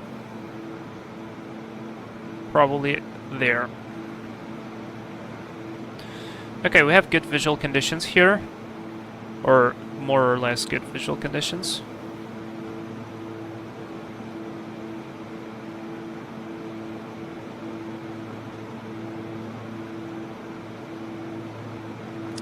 "16 miles out, following the river."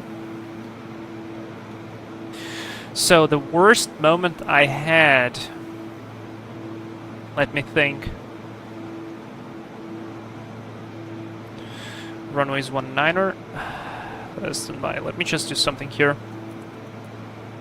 Let me change this to the VOR. Let me set a course of 090 approximately, so I can have an idea of how the runway is lined up. There's 7,000. Let's not descend more than this. 7,000. I said the minimum was 6,000. We can go to 6,000. Okay. Recognition lights are on. Engine anti-ice. 22 degrees. No, we don't need that. Well, I lost one brake on landing this Monday. This happened. It's probably one of the worst that I had, definitely. And distance 12 miles. I don't see the runway though. Yeah, this, you see this layer, guys? I don't like that layer. I don't like that layer because I cannot see what's past that layer, so it's a no-no for me. So let's go around here, or call it a go-around. And we are going to Chagwell. Sorry, passengers. But, yeah. Let's find the gap, let's get back. Not descend anymore. Let's apply the torque. Let's get out of here.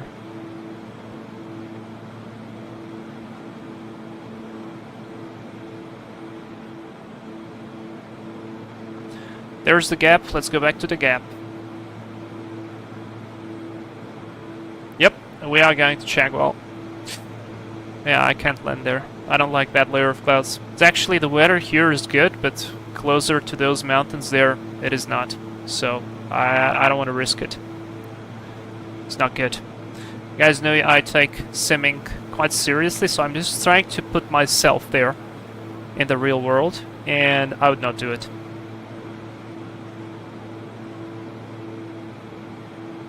Alright, let's keep the torque up there and keep it climbing now. We can see the blue sky. We know that in that direction the weather is fine. Or the weather not, the terrain is fine. So let's keep it climbing. Use all available space, all available speed.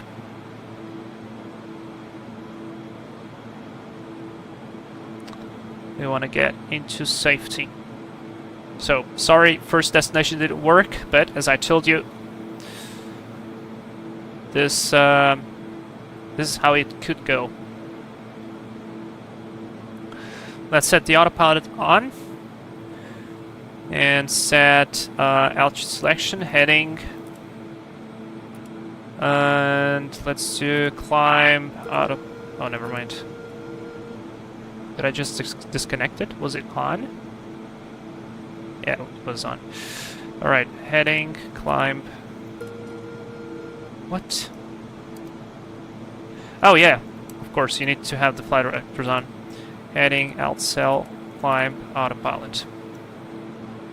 Here we go. Okay, didn't work out. Totally fine. Grid more is 11.9, 8.8, so if we climb above 9 we should be safe from terrain. And we are right now, so that's good.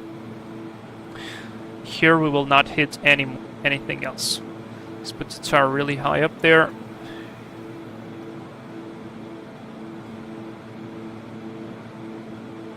Let it climb. Sorry guys, but this is how it goes sometimes. Synchronization, not having brakes can really be scary. Yeah, I lost only one, so I just lost the brake on the left side. And it was okay, I mean, I guess it was kind of like, oh, okay, I just lost the brake, funny. So, 10,000, recognition off, back to the 1013.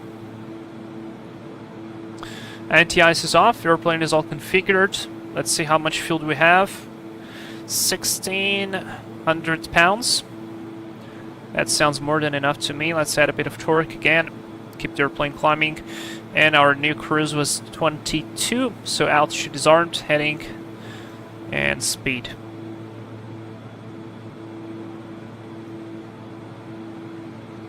Alright. Emil made the most economical choice.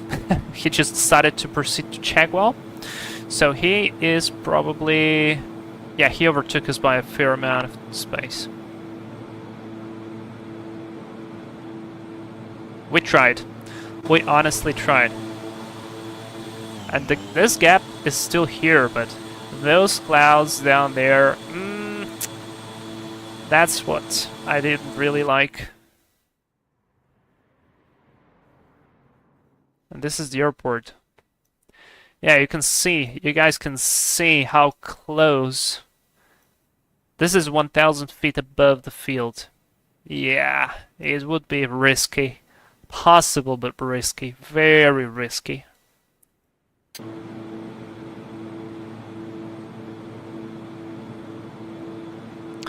Well, we are out of the clouds. I want to keep above this layer, and then I'll just do a direct to Chagwell. So yeah, that was probably my worst.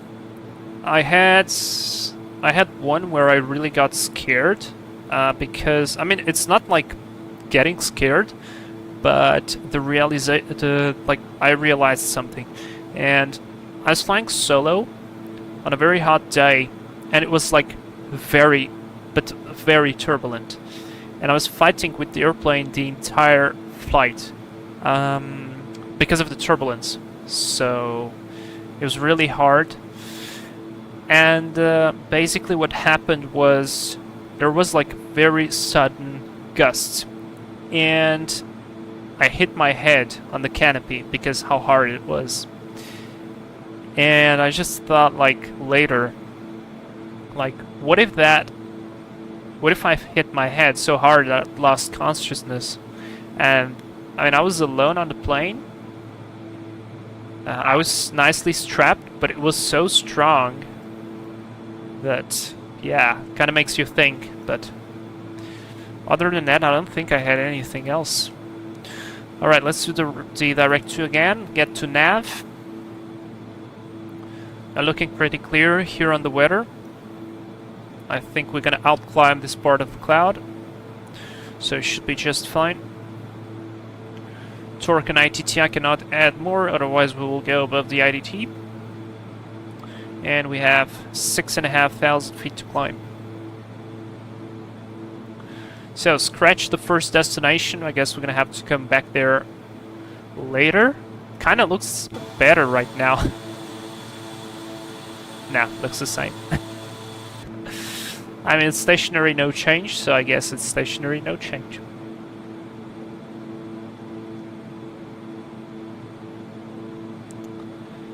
So yeah, those are the two, like...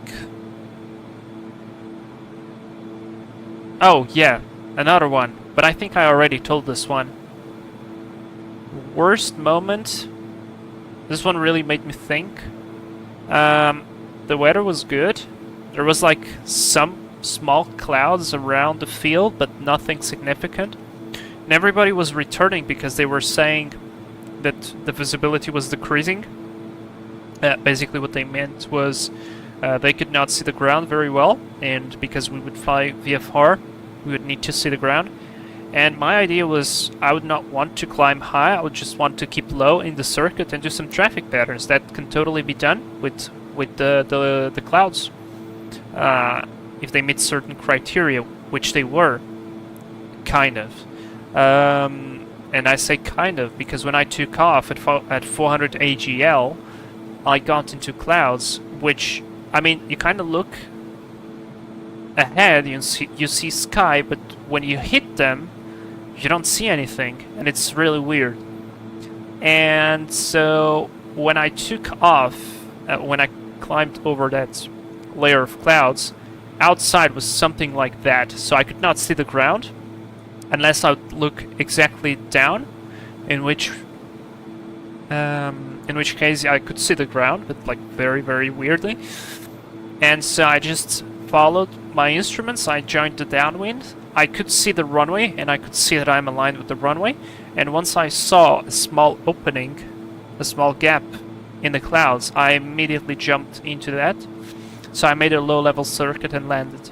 That was a 5-minute flight, and it happened so fast. And when I was on the ground, I was thinking, like, did I do the right decision? Because I could have waited it out, but at the same time, it's like you either wait it out and you climb higher, but if you have an engine failure and let's say the weather gets worse, you don't know where to land because you have no instruments, you don't see if there's like a house down there or a tree or whatever. Or did I risk it by doing a low-level circuit but landing it as soon as possible? So it kind of makes you think, you know, all of this kind of stuff. But yeah, so that's kind of like my worst situations. Okay, and we are approaching flight level 200. I'm gonna go vertical speed, do a couple of clicks nose down, and also readjust the pressurization here because we're gonna be flying a little bit lower. So pressurization is good. Let the airplane accelerate just a tad and let the airplane slowly keeping the climb. Okay. Let's do 145 and then I'll hit IS and it will go. 145, IS, and continuing the climb. So now, because we have not landed in Tingo Maria, we are proceeding direct to Chagwell. First of all, we do have more fuel because we did not descend lower, and because we didn't do the landing and the approach and the takeoff on the second flight. So we have more fuel that we need right now, which is good. So we need to start preparing ourselves to Chagwell, which is the most challenging airport. And as I told you guys in the beginning of the stream, today is going to be challenging probably until almost the end, because only when we fly to the last airport is going to be the easiest of them all.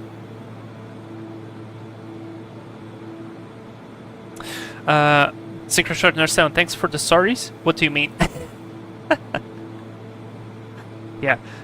Alright guys, so we had to divert. We could not land in Tingo Maria because of the low ceiling and it was too dangerous. I didn't want to get us killed. So I really tried it out. We even started the descent and tried to break through, but the visibility started to decrease, so terribly sorry.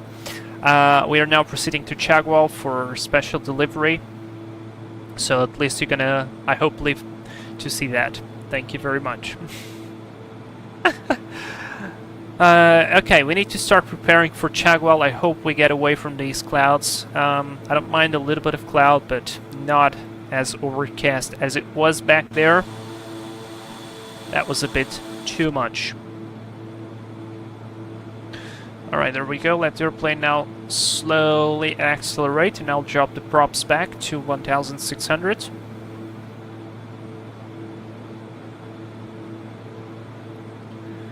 There we go, it's accelerating, that's good. I don't like that though, but we'll see. I knew the forecast was thunderstorms all around that area, so we'll see. There is 1,600, and I want a torque of 1,200, like that. Ah! Sorry, I mean for the stories, I enjoyed listening to them. No problem. And we just had a weather change. Or maybe just the visibility? Yeah, that's just the visibility. Alright, airplane is flying fine now. Fuel consumption is good. Torque is good. ITT is good. Everything is good. We hit now 20 minutes. Maybe even a little bit less than that. Yeah, like 10 minutes to think about Chagwell. And guys, let me tell you, Chagwell is going to be extremely interesting and challenging for a few reasons. First, it's just the technical part of the approach. It is a visual approach, and you have to go between a valley that goes literally in zigzag. So you are zigzagging between very high and steep mountains, and then you are doing a 90-degree turn for the runway on short final. And the margin for error is very, very small, okay? So, let's dive into the charts. I'm going to close Singa Maria. Sorry, that will have to go for another live stream, I guess. And let's analyze a little bit of what is going on in Chagwell. So, this is one of those airports where you have to try to land at least once before doing a serious flight there. Because, as you know, even in the real world, pilots don't go into challenging airports on the first try. They study the place, they watch others do it, either by video and then by sitting there in the cockpit, by being an observer, because it's extremely important to see other pilots do it. What are the inputs, what are the outshoots, what are the callouts, what are the dangers, especially in any kind of stuff. For example, in Madeira, that's how you do it.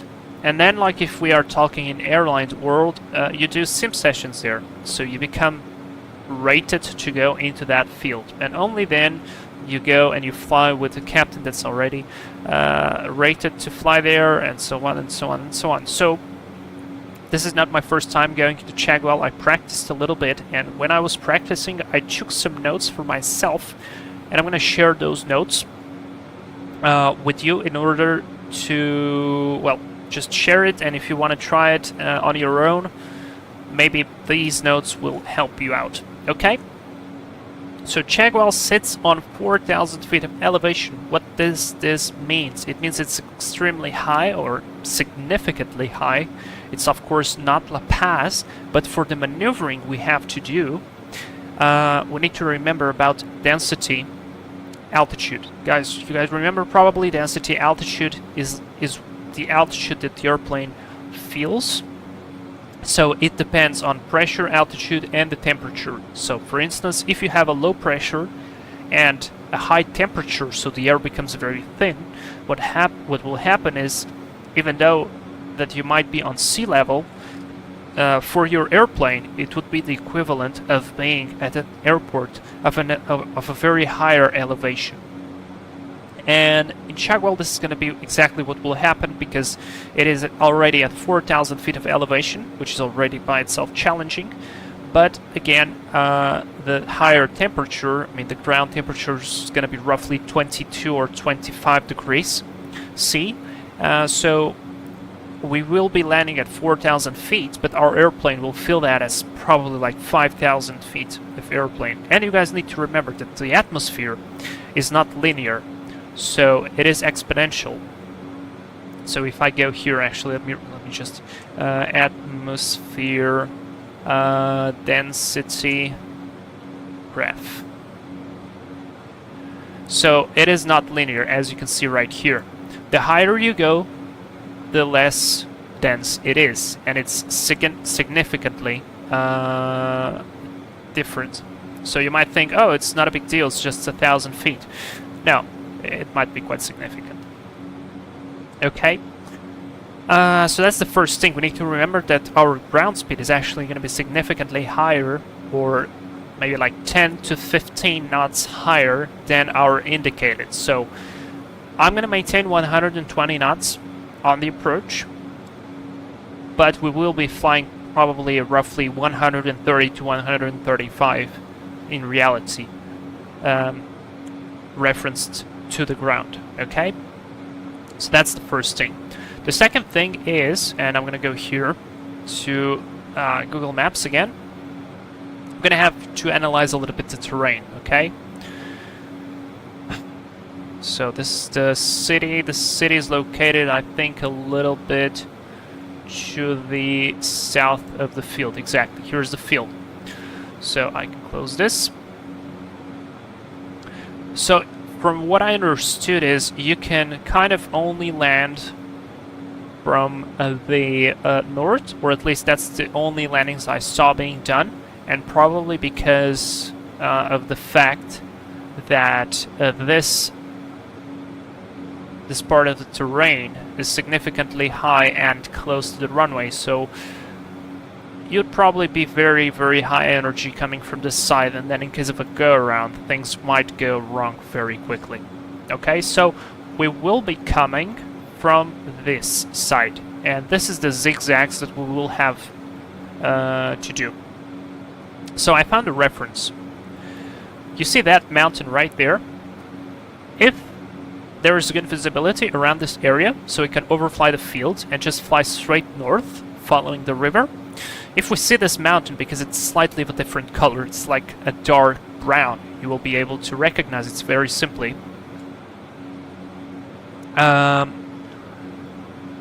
We can overfly this mountain and descend to as low as 8,000 feet and feel fine to do a 360 turn inside of this area. Then, as we go and we line up ourselves to land, we follow the river again. We can base ourselves at 8,000 feet, beam the mountain, and we just follow the river and we watch the distance that we have. When we reach 9 miles, we should be at 7,000 feet. 6 miles, 6,000 feet. 3 miles, 500 feet. The 3 miles will be roughly right here. And from the point that we reach 3 miles and 5,000 feet, it's extremely important, we will decrease our rate of descent to minus 500 feet. And we will keep that rate of descent until we clear this mountain right here. So as we come by a beam, and this is when we will be 90 degrees to the runway. From this point onwards, we will be for the first time seeing the runway, and we will immediately execute a left turn 90 degree and put the nose down. So why did we decrease the vertical speed at this final stage? For a very simple reason. We're going to save a little bit of altitude to clear terrain, and because when you turn, in the turn, your stall speed increases. So we could be doing a turn, and because this is a quite significant turn right here, we can simply stall and fall right there. So that would be a major problem. And this way, by saving this bit of altitude and then decreasing the nose, we decrease our angle of attack and thence decrease our chances of actually stalling. We will be using flaps approach, speed of 120, and then land. If we do not touch down on the first part of the runway, I know we do have a displaced threshold, but the thing is, in the real world, everybody lands on the displaced threshold. So if we do not land past the numbers until the marker, it's a go around. It's immediately full power, gear up, flaps up, and a nice and slow right turn because there is a lot of terrain. Let me just try to move myself in. There is this mountain here. It doesn't look big, but it actually is quite significant. And from there, we just follow the river, climbing as much as we can, pardon me, close to blue line, okay? That's going to be the plan. And we will be climbing to at least, this is where I'll see the grid more, at least 16,000 before we do the turn back and we try it again. Alright, so that's the thing. We watch the valley. We find that big rock that's in the middle. Oh, come on, Google Maps. It is lagging quite significantly, probably because of the live stream. Dude, come on. Where did you go now? Oh god. Where did it go?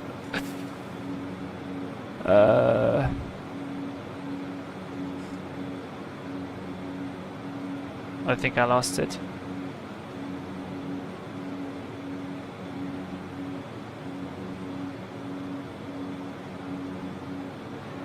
Sorry. I'll get back. I think it just flew to somewhere. Alright, here's the field. I think this is the rock, so let me turn around. Oh, that's the rock. So, we identify this valley, right? This is the northern part of the field. Descent, minimum 8,000 feet.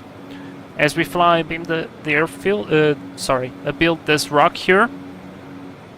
Minimum 8,000 feet. Flying south. Then 9 miles, 7,000 feet. 6 miles, 6,000 feet. 3 miles, 5,000 feet. As we enter the zigzags here. As we hit 500 feet, we change to minus 500 feet a minute. And we maintain until the final turn, from where we're going to drop the nose and fly the airplane to the approach. That's the briefing for me. Alright? I hope if you guys are watching and you will want to try this out later, this will help you out. But try it before doing a serious flight. Okay? Good. We have 9.5 minutes to go. Flight level 220. There's a little bit of bumpiness here, but the airplane is flying just nice. We do have plenty of fuel. Speed is good. 257 on the ground speed. We still have a lot of time to think, so that is great. We're gonna overfly the field, start the descent, inbound the valley, identify the rock, descend to 8,000 feet, a beam, and then so on. That was like a break time, guys. A briefing. A non-standard briefing. But it's still a briefing. So, sounds good to me. One thing that I want to do is I want to pre-select. I want to pre-select a course for the runway because we're going to be going for runway 14. I want this pointed to 140. So we can have at least an idea of what's the alignment with the runway that we have to make. Alright, ML Chagwell weather looks very decent. That's excellent. Let's see, he's in front of us. He's doing exactly the same. I talked to him yesterday. And Chagwell is temperature 11, dew point 5, QNH 1028. So the temperature is slightly lower. That's actually good. So we might have slightly better performance coming down there.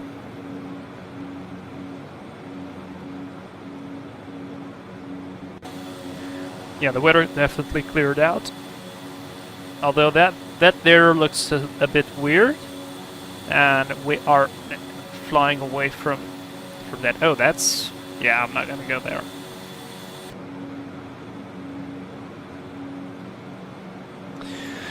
Okay, everything is briefed. Have a little bit of time to relax. I'm gonna eat my brownie because I'll need it. So, you guys watch the plane now while I eat the brownie.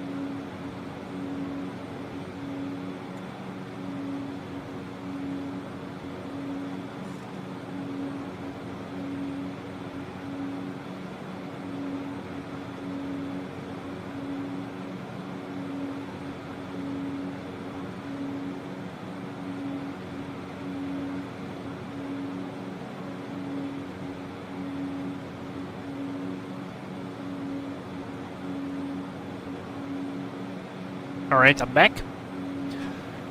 I think it's very important to have a little bit of sugar in your blood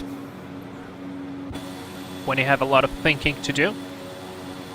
Scenery is looking fantastic, and we should be seeing the field in no time. So I'm pretty sure it's the middle of these two, and this is the valley where we will be descending. So while there are some clouds, they did not look significant, which is excellent.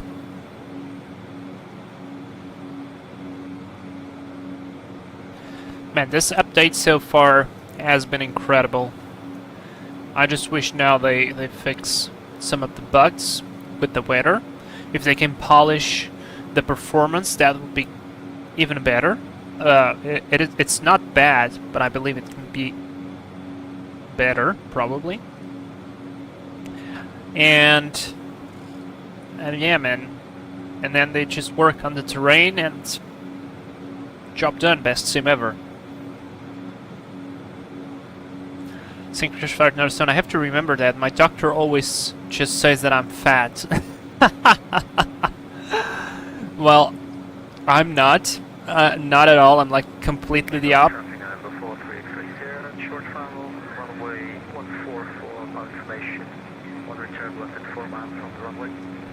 Good luck.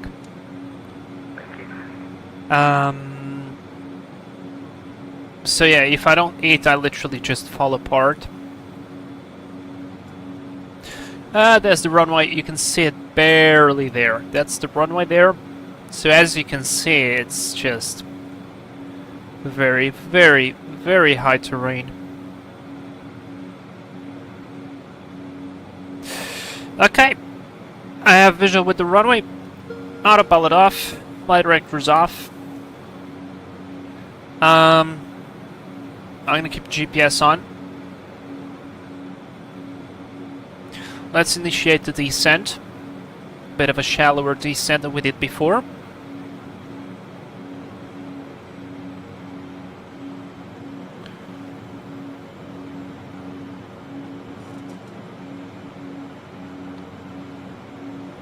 I'm gonna keep above 400 units of torque, because if we drop below 400, that's when the auto ignition kicks in. Check it out. There goes the auto ignition. So I want to keep above 400. So like 600 should be just enough. 600 to 500. Let's see if we can actually see Emil appearing out of the turn there. What is this cloud? And that's the mountain I was talking about. As you can see, it is kind of different in the middle of the valley, so it gives a very good reference.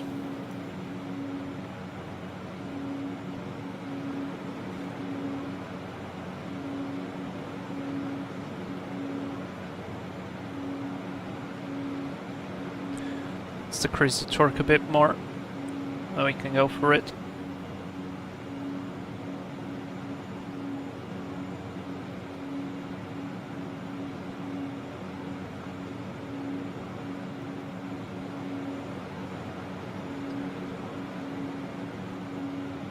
Trying to make this as realistic as possible, not using external views, so like what you would see out of the window is what you get.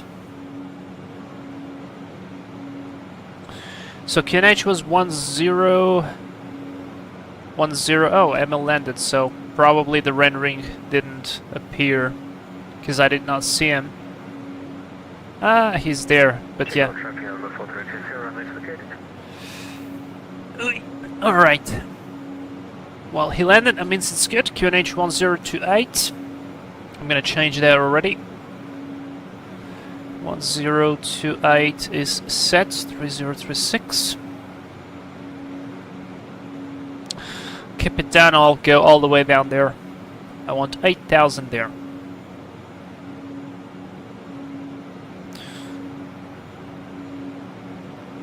Wind is going to be probably a tiny bit of tailwind, which is going to be the extra challenge as well.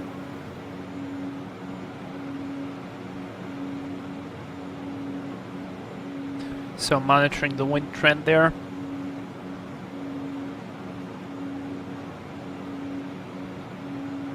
Niels Christensen, hello, welcome to the live stream.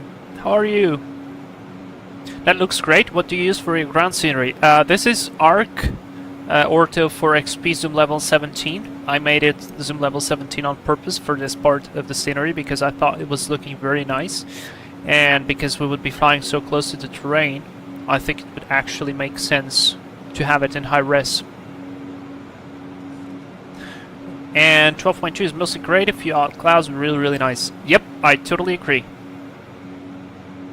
I absolutely agree. Man, look at this, it's just amazing. That's the zigzag I was talking about. That's where we're going. Alright, now that we are descending, looks like it is becoming a tiny bit easy. But so far, so good.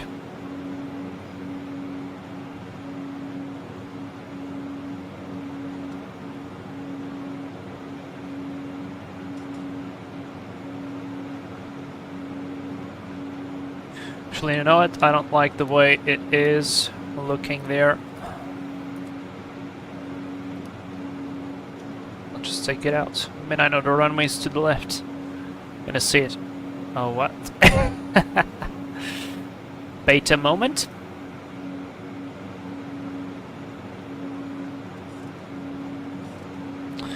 Okay, runway turn off. Oh, correction. Recognition lights are gonna go on already. Engine anti-ice, I don't care, but I'm not going to be using it. The runway is paved, so we should not ingest anything, and I want the maximum amount of torque this engines can produce, so.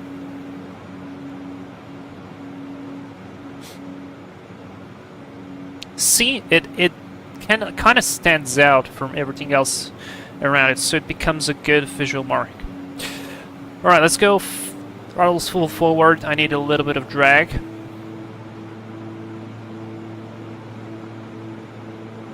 And I want the airplane to keep descending.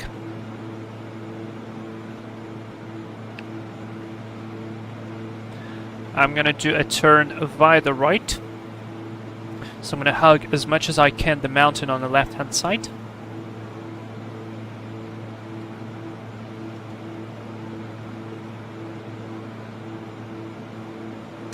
And I'm still trying to save a little bit on the auto ignition.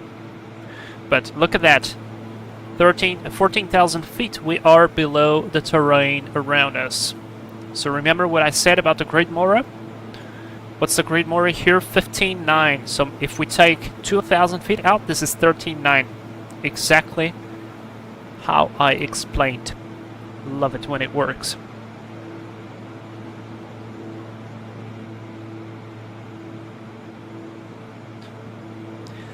If you are new to the channel, you were watching this for the first time and this works out, I think I deserve a like button and subscription.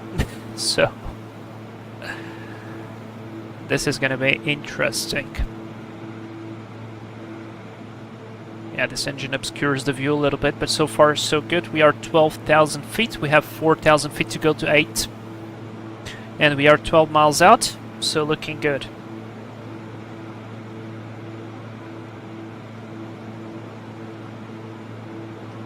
Not a fan of these clouds in the way that they might be growing and they might be covering the area around us.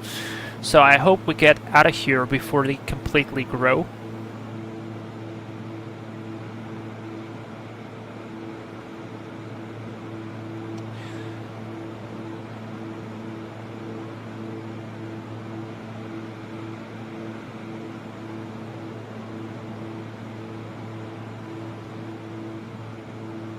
Yeah, that's the top of that mountain. Is it? Yeah, I think so. There's 10,000 feet approaching. Now what I want to do is I want to slow down a little bit because I want to decrease our speed. Look at this, 190 knots, right? Almost 220 on the ground speed, even though we are on a headwind. So this is what I was saying about density, altitude, and the way it works on, or the effect it gives on our airspeed. Alright, now in the turn, I'll drop the nose, decreasing the angle of attack. Like that. And I'll just do a 30-degree turn. Nice and slowly. Just let it go there. Keep it going. Keep it going. Keep it turning. Very good. We're gonna clear out. Very nice. And now I can see the river there on the right. You can see the green bends. That's where we are gonna go. 1,000 feet to go.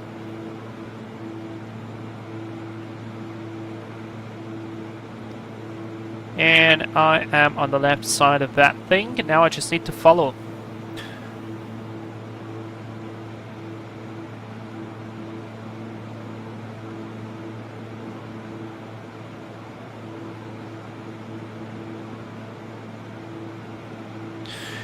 Approaching 8,000 feet, almost the beam. Let's start to slow down a tiny. I'm gonna need to configure the airplane.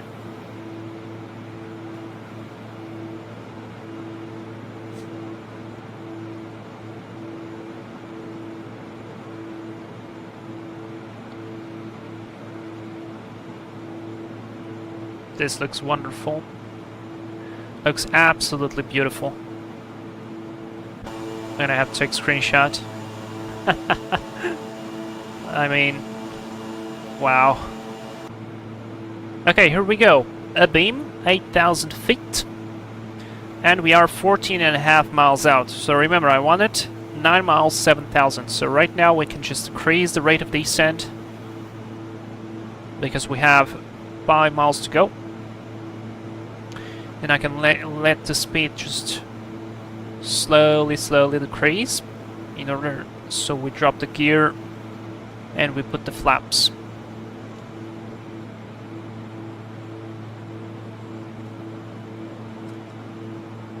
Because once we drop the gear and the flaps, the speed will go down significantly.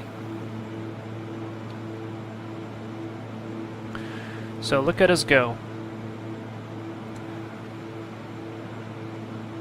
There's the turbulence I was expecting. This is going to be probably the most challenging part of this approach, because when it's clear day, no wind.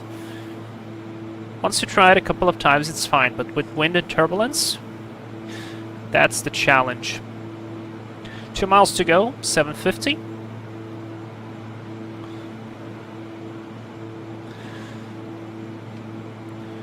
Chagwell traffic, bird 310 is on a 10 miles final runway. What's the runway? We got the runway. I think it's runway 14. Yeah, runway 14. Alright, let's go. Gear down. Flaps approach. Lights on. 9 miles. We are a little bit high. Let's go get that altitude. Next, we want 6 miles, 6,000 feet. Start decreasing the speed to 120 knots. Nice and slowly. Trim the airplane. It is extremely important that the airplane is in a state of equilibrium, and if it's not properly trimmed, we'll have a very hard time controlling it. So I have a little bit of a steeper descent rate right now in order to catch up with the profile that I want.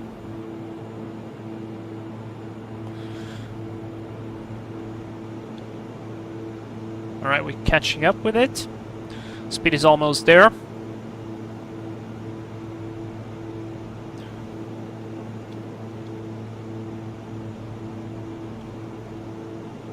There is 6 miles, 6,000 feet. Almost. Within 100. Speed is 120. Wonderful. We have a 7-knot tailwind. That doesn't help us a lot. That's why we are just so slightly higher. And now I want to decrease my vertical speed to minus 750 to maintain that 3-degree glide path. And I want 3 miles, 5,000 feet. Gear is down, 3 green, flaps are on approach, props are full forward, lights are on. We are ready to land. 1.5 miles to go. We are 5,500 feet, so roughly in the middle. Keep the descent. Keep the power down. Don't let the speed drop below 120. And here's the first zigzag. We might have a slight downdraft there. That's another thing that X-Plane simulates quite nicely. I'm going to try to hug as much as possible. Terrain. I was just about to open the mouth saying that it will start screaming terrain, pull up, so we're going to have to ignore that. Pull up. There's 3 miles, 5,000 feet, just as we wanted. Now, it is extremely important. Minus 500 feet a minute, like that. Keep the speed. Speed is life. In this case, start the right-hand turn. We want to hug the right side of the mountain as early as possible. There's the wind and the turbulence. That was actually not me. Keep descending. Speed low, correcting. Whoa, look at the vertical speed. Yeah, that's turbulence for you. Oof, this is challenging.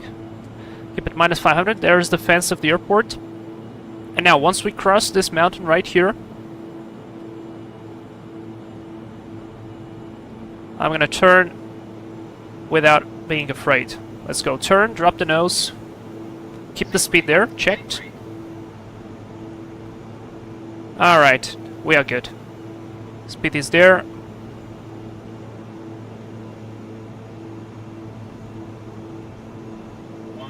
Line up. Wind still from tailwind.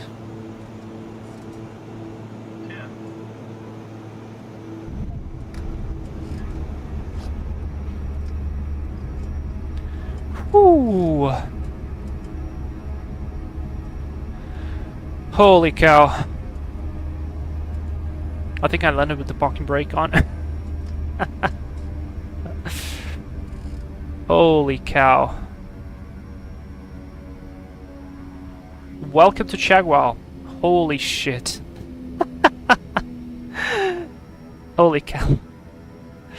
Alright, Emil is already in position for takeoff there, because that's from where they will take off.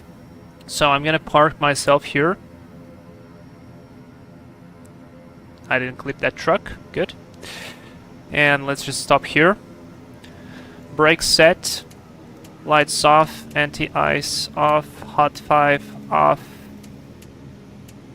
I'll start the anti-ice on. Auto ignition. Auto fader. Recognition. Strobes. That can be on. Avionics off. Oh, I forgot to switch off the transponder. Rudder boost electrical trim off. Shutdown.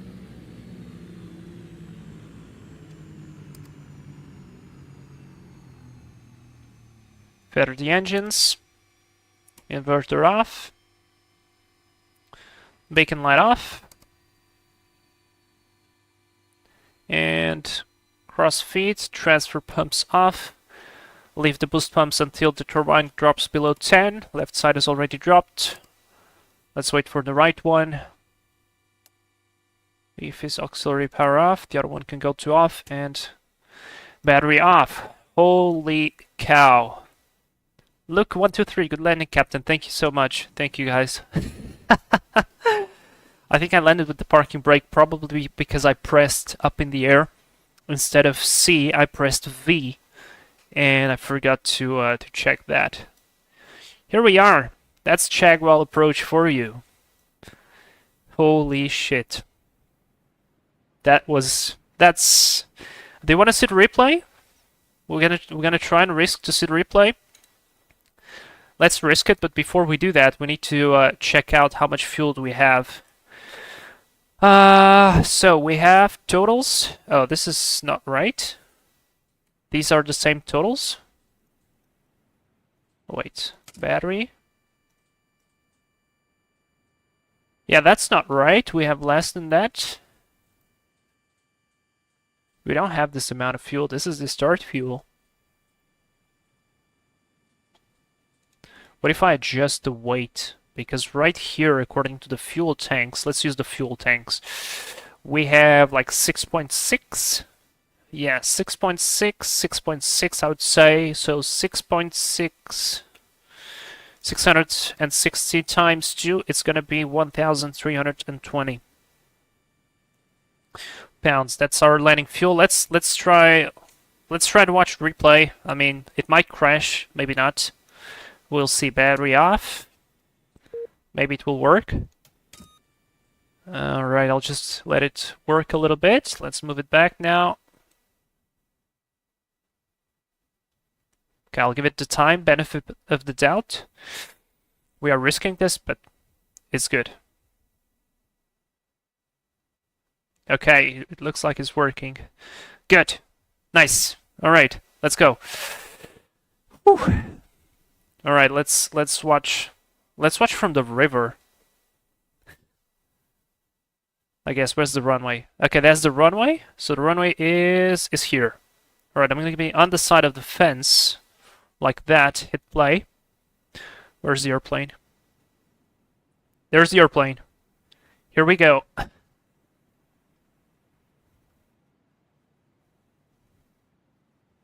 It really doesn't look like a big deal, but... And see, that's the drop nose. That's the turn. This way we don't stall, we keep the speed up. Am I in the middle of the runway? I felt like so. Here he goes.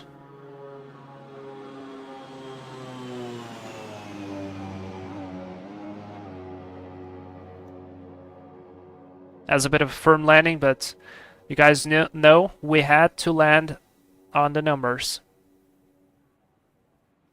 So I totally accept that. Nice! That was nice. No. We had approach flaps. Probably that's replay thing. And I also decreased the flaps when... I retracted the flaps after landing. So yeah, but we had approach flaps.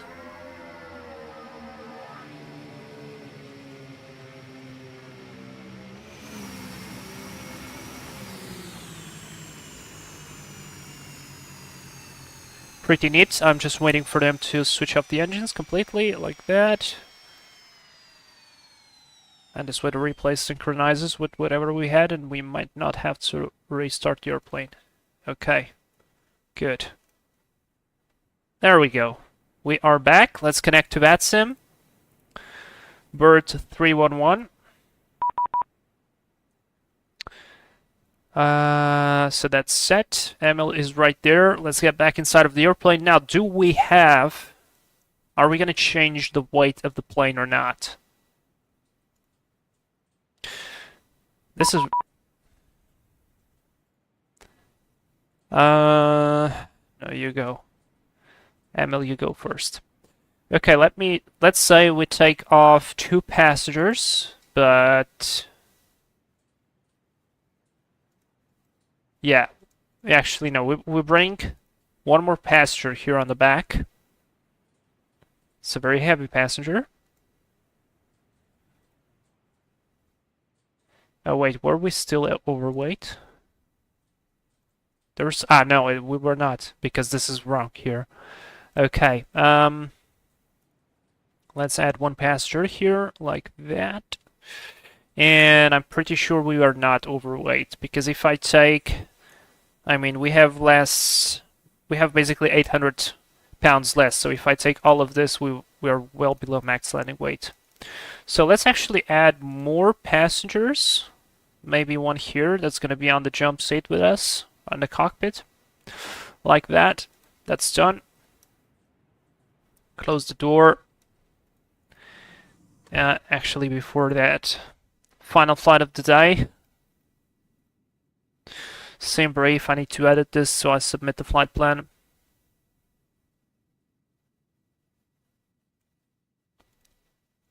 This was intense. And the final destination, Sierra Papa Romeo uniform.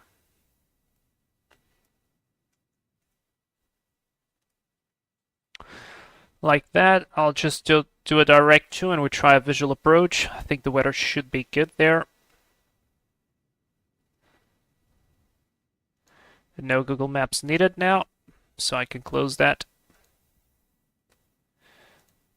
Oh, I should have... No, I disconnected from VATSIM already. Ah, I forgot to check the way that it was looking, the flight. Oh, sorry. Well, we can kind of still see the approach. You see the zigzag there. Nice turn. That's pretty cool. Okay, file the flight plan. Pre-file. Let's go VATSIM pre-file. Someone still uses the Opera browser. Yeah. It's good for some stuff. Flight plan filed. Good. I just want to see the weather there. Oh, visibility 7 kilometers, no significant cloud. Wind is 170 at 1. Ooh. Why is that visibility so low? We might need to do an instrument approach then.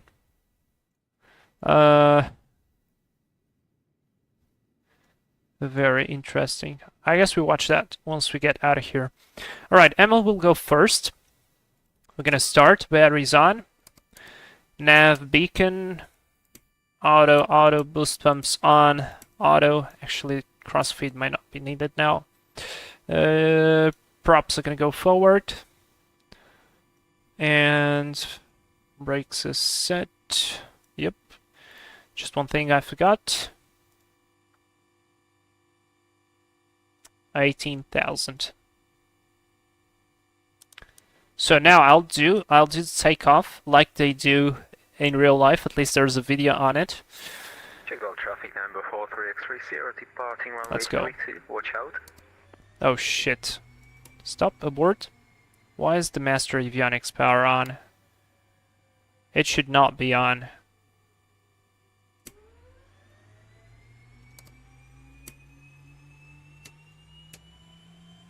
Motoring. And ML, are you gonna take off from there? Probably yes.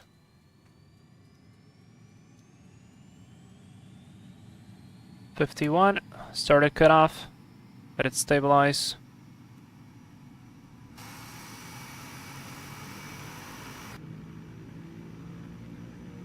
High idle. Inverter is not working. Okay. Let's watch the departure.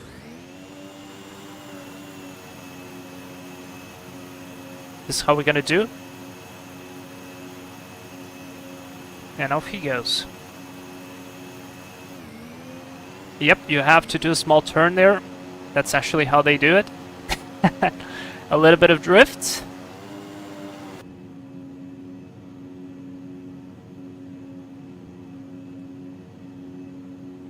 Is he out of the runway? Ah, no. It's just perspective. Oh boy, he took off at the very, very end of the runway there. And start turning. Maybe start turning? No? Okay. There he goes. Ooh! Ah, he's fine. He's fine. It's all perspective. Holy cow, that is close. Alright, switch on Gen 2. Gen 2 is on, picked up the load. Why do I feel like we've lost an inverter? Yeah, we did lost an inverter there. Let's use number 2. That's probably replay stuff. But we have the gen. Let me just reset the bus sense. Okay, and start engine 1. Motoring.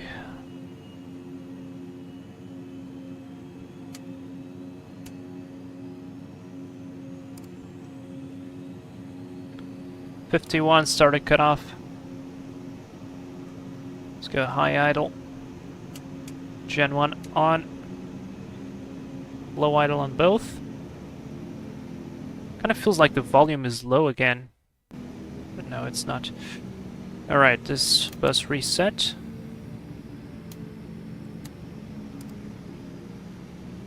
Didn't pick up on number 1. Yep, this is replay stuff. Gen 1. Gen 2.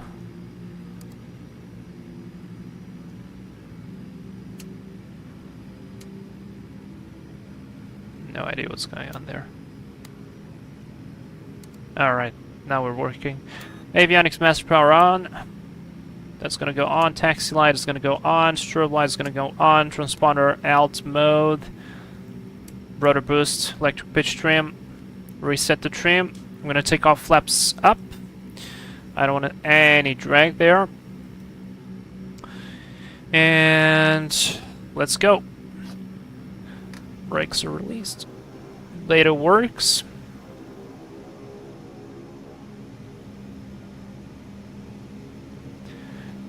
Alright guys, I think I deserve a like button for that. For that approach. That approach was quite neat.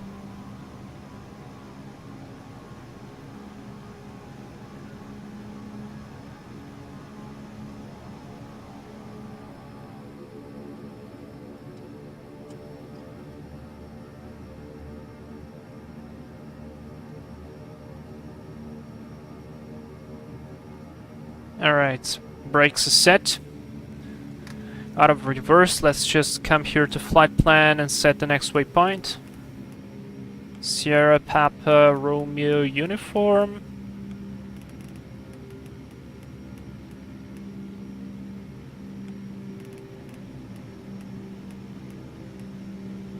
That is it. And direct to... done. I want this into GPS mode set. We're good to go. Landing lights on, auto ignition on, auto fairer arms, NTI is off, taxi off, recognition on, hot 5, 1, 2, 3, 4, 5. Actually, the weather in X-Plane is bullshit. Look at this. Outside air temperature is 36 degrees, so it is very hot. And this is gonna be fun. Okay, you guys ready? Let's go. Let's pull the props.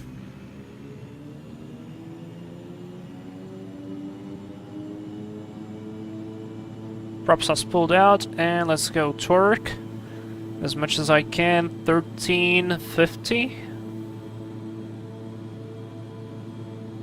Maybe a bit more, 14. Yeah, 14 like seems to be decent. Forgot this. Let's go. Brakes released. Start to turn slowly. Airspeed is alive. Holy cow. At least we have a headwind now. As 90. 97 rotate. Positive climb, gear up. Above blue line. Torque is good. Keep it climbing. Keep it climbing. Like that. Like that. Not more than 20 degrees.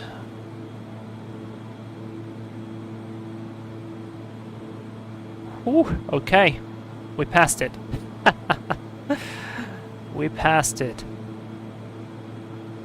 He's climbing nicely. Landing light off.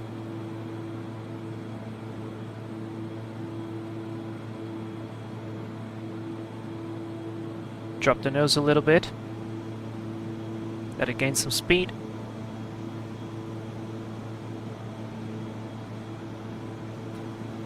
Very good. Wonderful. What a beautiful airplane this is.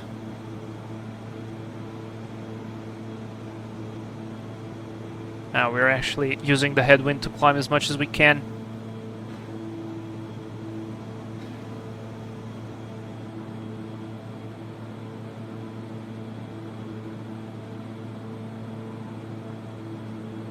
But look at that, 7,000 feet. Look how high the terrain still is. That is quite significant.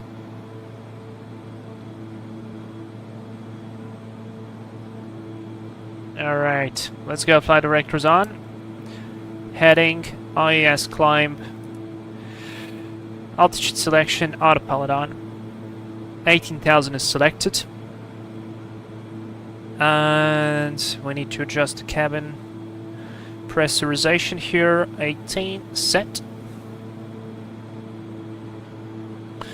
Wonderful stuff.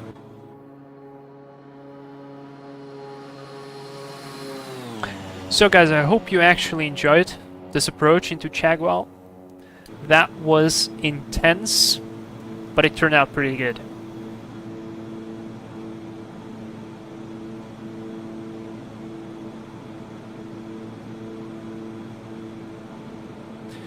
It turned out pretty good. I'm gonna just climb straight ahead in a left-hand turn direct.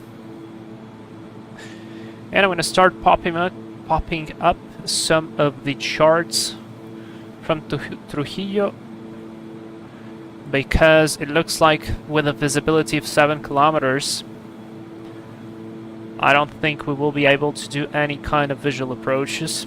I mean, it is not impossible, but it is a little bit more difficult. Still a headwind, looking good. So let's see, what do I have here in terms of initial approach charts? What was the weather there again? 170 at 10 knots, so the wind is coming from the terrain. Oh, I know what we could do. We could do an ILS with the circling, or a VOR with the circling. How about that? We could absolutely do that. I mean, if authorized, let me check. Past 10,000 feet. QNH 1013 is set. And recognition lights off. I completely forgot about the prop sync, but they look perfectly synced, so. Still climbing straight ahead. Maybe a bit of left turn out. I don't want to get into that cloud. A bit of torque adjustment there. And let me see, circling. Can we do? Yes, it's possible only in daytime with a visual approach chart. We have an RNP20 as well. That sounds interesting. And that's the 20. Never mind.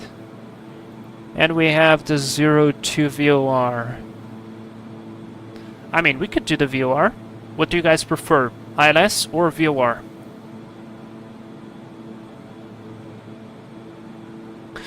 $13,000. We are finally above most of the terrain around here. So that means I could probably accelerate the airplane a tiny bit. Let's go vertical speed. Drop the nose a tiny bit and let it go. Start the left-hand turn. I have clear sky at... Yeah, but that's the thing. Once you get closer, it might be worse.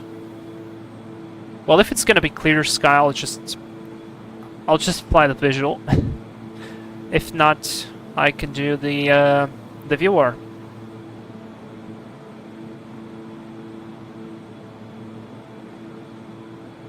Still don't want to get into those clouds. Try to keep all the terrain in sight. 14,000. We are above the grid now. Speed is still rising. 140. I want 145. 145. There we go. Let's do a direct now. Enter. Nav.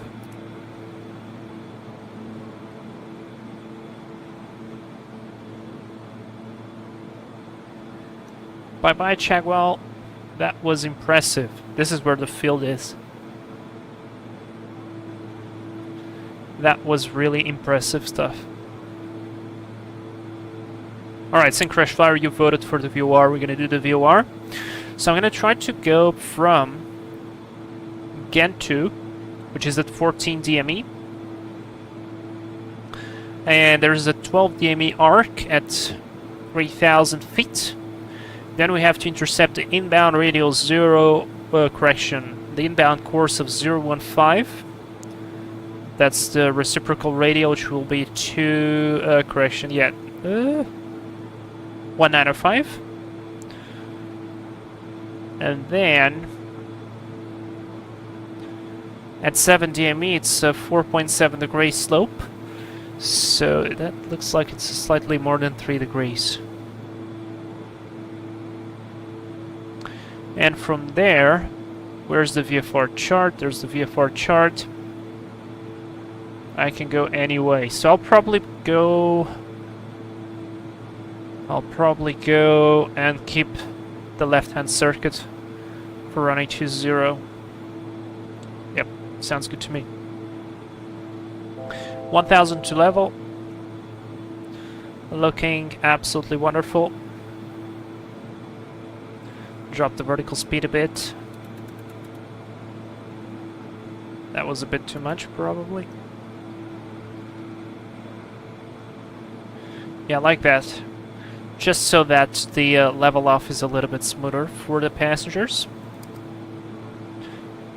Chagwell itself is already a bit of a stressful place to be at.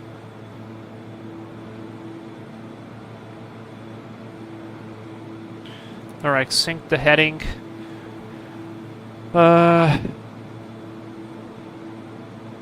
the VOR. Trujillo 116.3. Let's transfer here and set 116.3 on the nav2 as well. We are actually capturing it, so that's good. Cooler, the sky really looks so good now. Yeah, they tuned up the colors. They reintroduced the blue, so that's good. But I think they still can work on some small aspects, but so far it's decent. Alright, let's drop props now.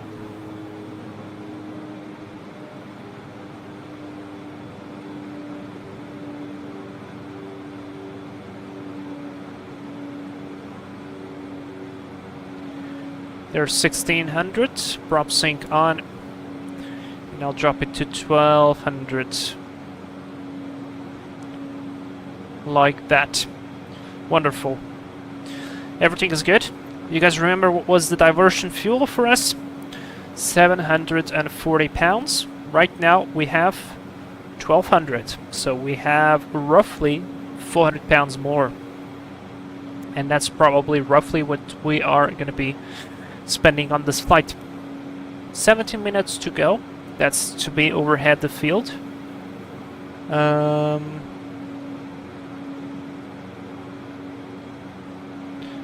Probably fly direct to Gentoo.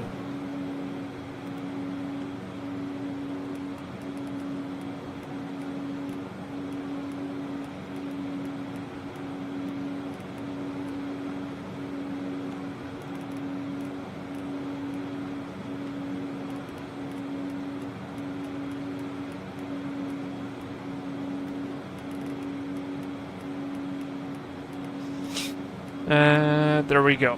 Enter, accept, direct, enter.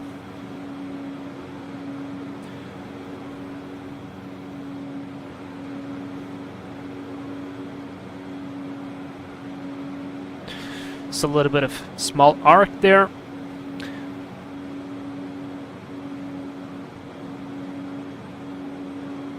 So let's try this then. A localizer, nope. A VOR, I want a VOR and I want 015. Pre-selected. Like that. That's good. Set. This is the final course. 7 miles. We start the descent. And let's say we start descent at 130 knots, so minus 620 feet a minute is going to be our vertical speed. Sounds good to me. Great airplane. And wonderful scenery as well. Looking really fantastic all around us.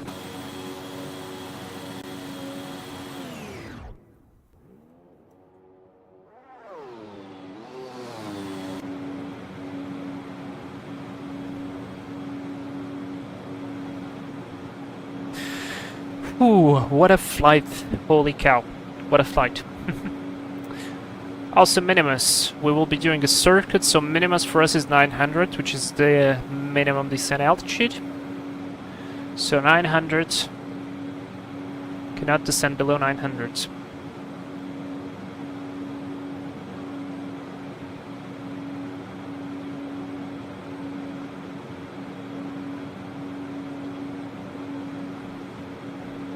Let me actually probably show you what we are going to be doing. So, I'm flying to Gento now. From Gento, we will be joining left-hand, or actually, whatever, it's going to be left-hand turn into a 12 miles DME arc, 3000 minimum altitude, then intercept inbound course 015, radial 195. At 7 miles, we start at 2,000 feet, a descent to 900. When established visually with the runway, I'll open via the right and execute a circling approach for runway 20. Once we land, we have 2 taxiways to vacate. Taxiway Alpha, Taxiway Bravo. I'll vacate on Taxiway Alpha, probably. And we'll park on one of those gates. There's 1, 2, 3, 4, 5 positions. So, more than enough. That's your briefing. Weather is good. I mean, according to the METAR, it's 7 kilometers visibility, but we'll see. Emil is saying that the sky is clear, but I am thinking that that's just playing stuff. QNH is 1012, so everything looks pretty much standard. We have 13 minutes for Gento, and as soon as we start clearing this high terrain, I will start descending accordingly. Our descent will be to 3,000 feet initially.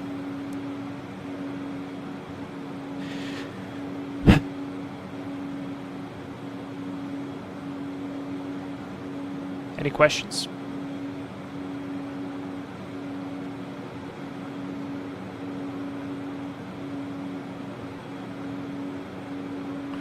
Torque is all good, pressure is good, fuel flow is great. And also now I'm curious, but I think we're gonna land with more fuel than our minimum diversion fuel. So minimum diversion is good, would be 370 in each tank, so something like that. I don't think we're gonna burn through that.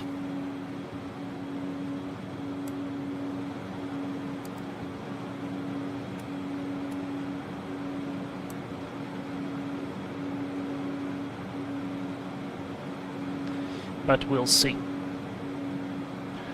We will see.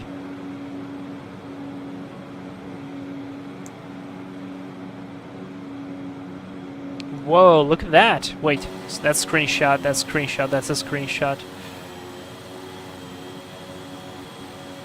Screenshot. You see the way that, I don't know, haze? Fog? What is that? But it looks kinda cool and a little bit scary. And I like it because we don't have it here, but it's there. It's like local. What's the closest field? Oh wow. This looks like an interesting place as well to visit. Not too difficult to land, probably because it looks pretty much flat, but I guess we need to explore this area a little bit more. Maybe on the Caravan. The Caravan can land on shorter distances and fly even slower. So maybe that.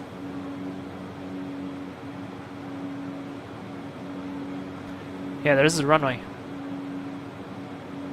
Holy cow, what a place to put an airport. But level 180, and looks like we are, I don't know, 3,000 to 4,000 feet above it. Wow, incredible. Alright, I'm gonna sync the heading here.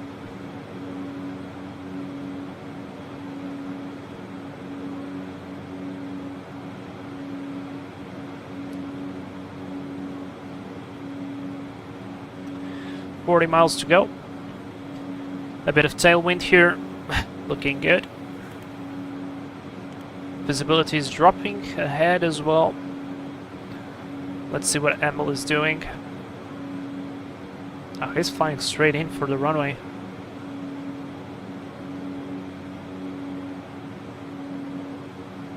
We'll see. We're almost 3 hours up. I already feel a little bit tired.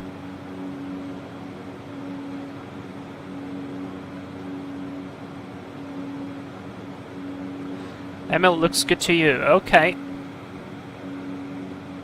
I trust you. But right now, from what I see here, it looks a bit obscured. But I'm probably a bit far away. That terrain looks super realistic. The way the shadows are, super nice.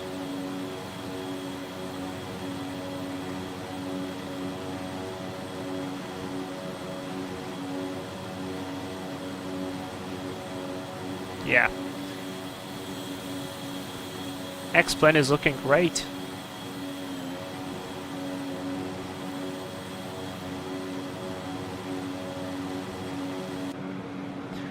It's gotten worse now. MLC, I told you. Thinkers are now sound. X-Plane become better and better. True. That is true. That is totally true. Okay, 32 miles.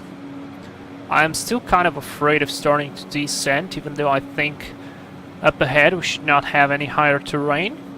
But I guess I'll just wait it out just a tiny bit. Looks like there is some sort of ace in this area. Is that the sea? I think that's the coast. Yeah, that looks like the coast. Alright, so maybe once we cross this higher mountain I can start descending. But it's looking hazy but doable. I love the way this looks. Okay, 3,000 feet is selected. Let's do vertical speed 1, 2, 3, 4, 5. Alt selection. Make sure we don't bust it. Altitude armed. Vertical speed should be minus 1,000. Prop sync off.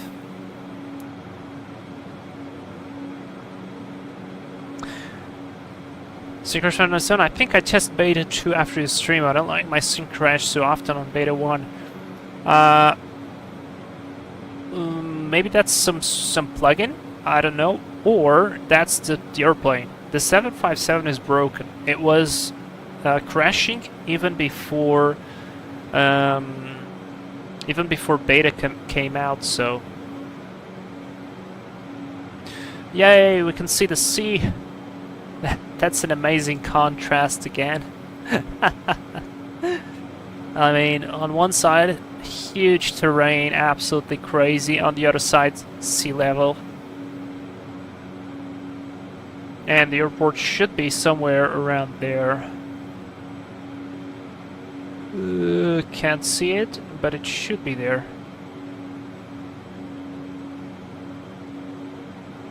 Yeah, doesn't matter. Synchronous flight, no, so no, don't check the 7.5 because it's broken. I think Flight Factor themselves need to fix it. So don't bother. Don't bother at all. Just go directly to whatever other airplane the most based on X-Plane software is, and fly it. Fly like the Zibo, fly the C90. I think the Fearless is fine. Now look at this, holy cow. Holy cow, beautiful, absolutely beautiful. So yeah, fly something that's more based on the explain default stuff. 4 miles to go. Minus 1,600. Let's speed up things a little bit. Let the airplane get a bit more of airspeed.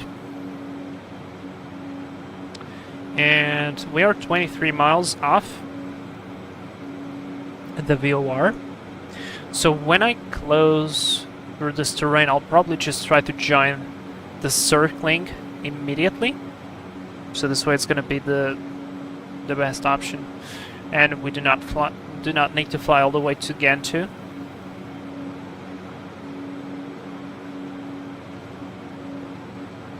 Look at this terrain, holy.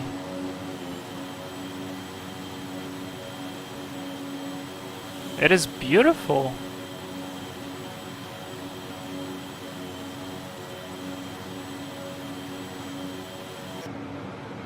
Quite incredible.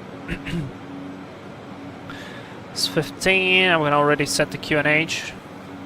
1012.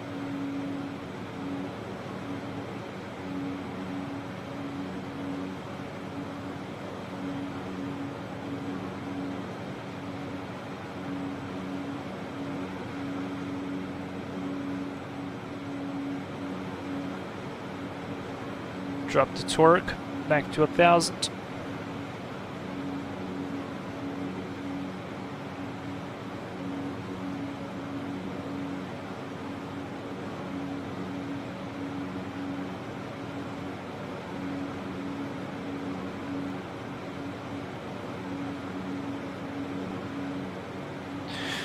So let me just confirm something here. Ah, they don't give us the turning point. Alright, for 12 DME and 90 degrees turn, depends on my speed, but I would turn it roughly 1.5 miles off. Yeah, 1.5. Let's call it 2 miles out. 2 miles out, I'll start the turn. 2 miles, 12 DME. How much that would be in difference? So 1 to 60. It's 1 mile every 60, so 1/10 of a mile. 1/10 of a mile, so that would be. No, wait. 1/6 of a mile.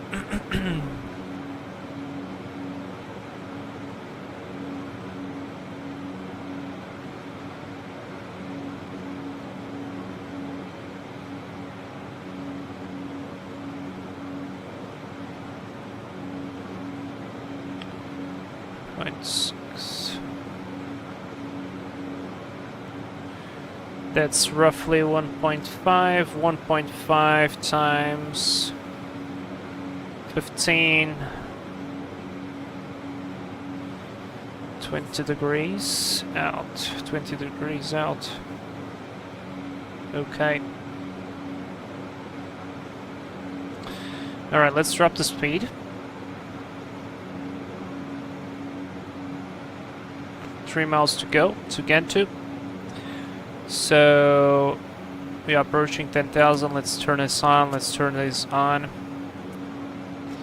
And let's go heading mode.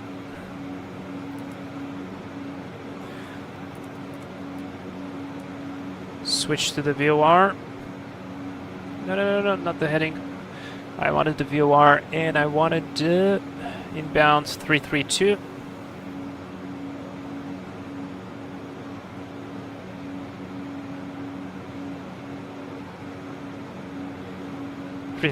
Which we're gonna bust.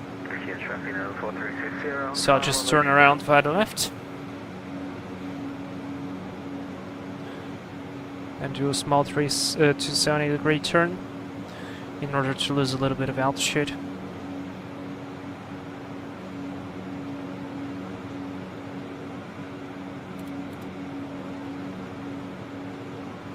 Recognition lights on, transition level, QNH on 020 set.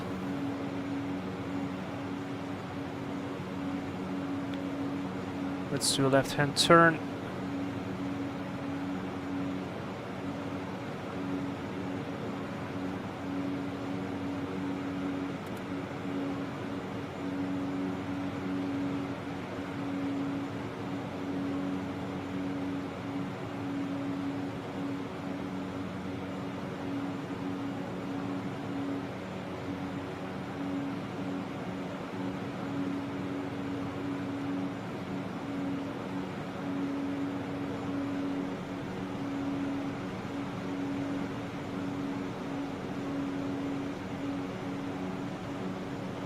you understand what I'm doing? I overshot the radial I should have followed. So I'm doing a turn, I passed it, I'm doing a turn to intercept it back. That's why I lose a little bit of altitude and a little bit of speed. Also, the views look absolutely stunning. On the outside, I love it.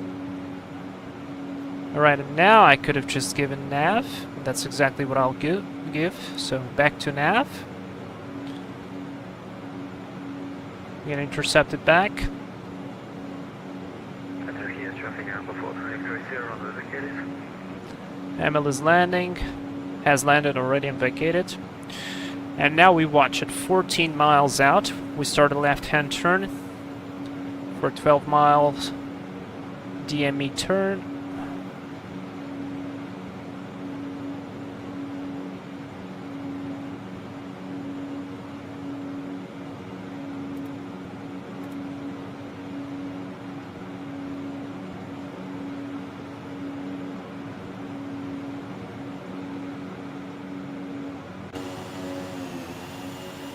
Look at that terrain. Awesome.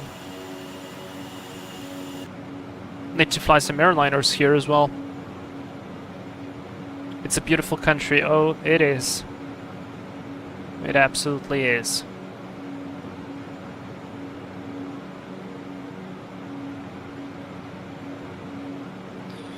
Okay, we actually passed 14. I feel like I'm already tired. I'm falling behind the airplane. My controls, autopilot off. Flight director's off. Screw this. My controls, whoa, look at that vertical speed.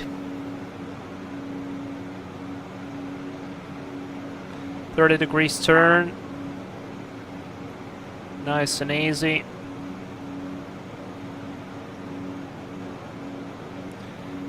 It took an eternity to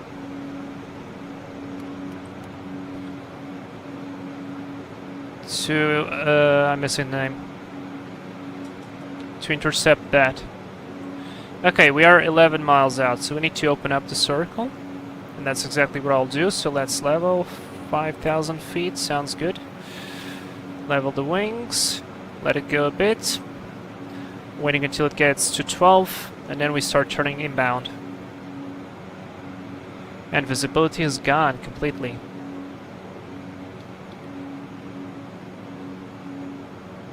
.2, trim the airplane.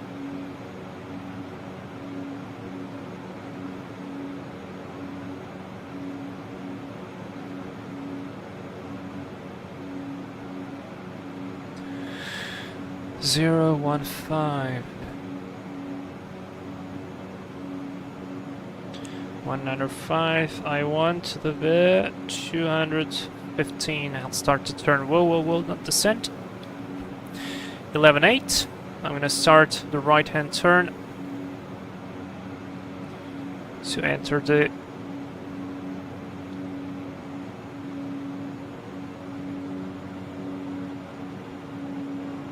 there we go. Whoops. Got focused a little bit on one instrument. I actually should be starting soon my instrument phase, so this is gonna be interesting. Down to 3,000.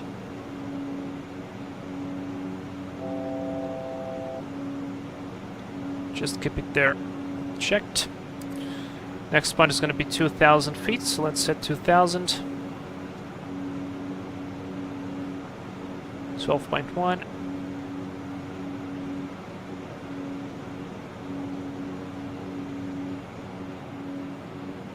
The needle is alive. I'm going to actually start turning.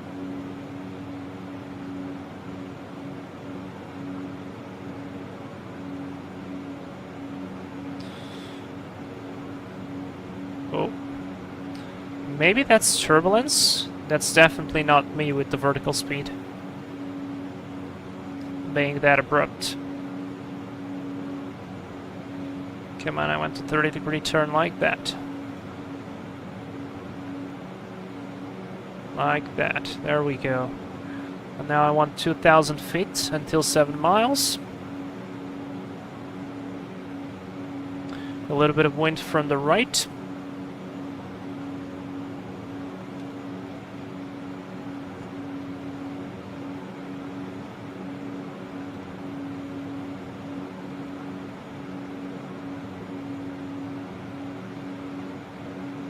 Yeah, see, that wasn't me. That's turbulence. Okay, I'll take it.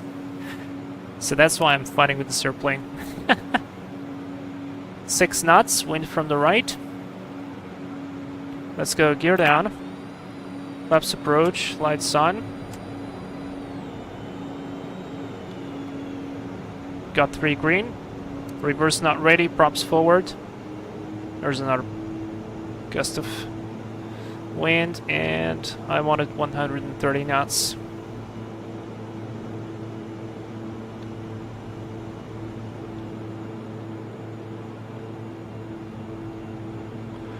One mile, 1.1 miles to go. Okay, now we are good on the radial. Whoa, what the hell is that? Come on, dude.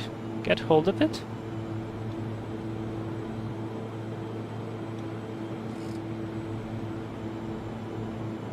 That was a weird gust of wind.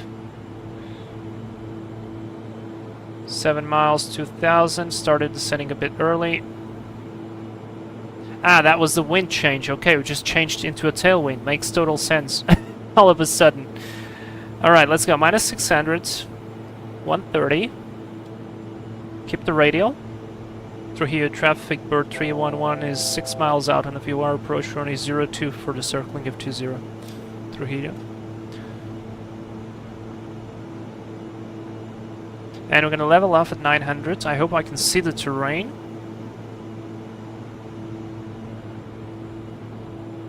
Yeah, that tailwind didn't help at all. And it's still gusting. And pushing me a little bit off course.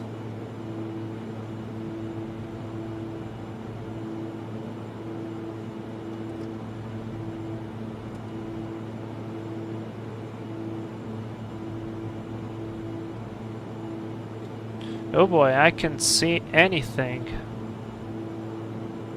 This is not fog? What the hell is this? There was no fog reported. I can't even see the ground. Come on, airplane, turn, please. Almost at 900. 900 should be at 2 miles out, checked. Dude, what is this? Are you serious? What is going on here with the weather? Ah, we busted by 100. Okay, this is a go around. I don't care. Go around. Positive climb, gear up. Go around flaps. And go around is a left-hand turn, so executing.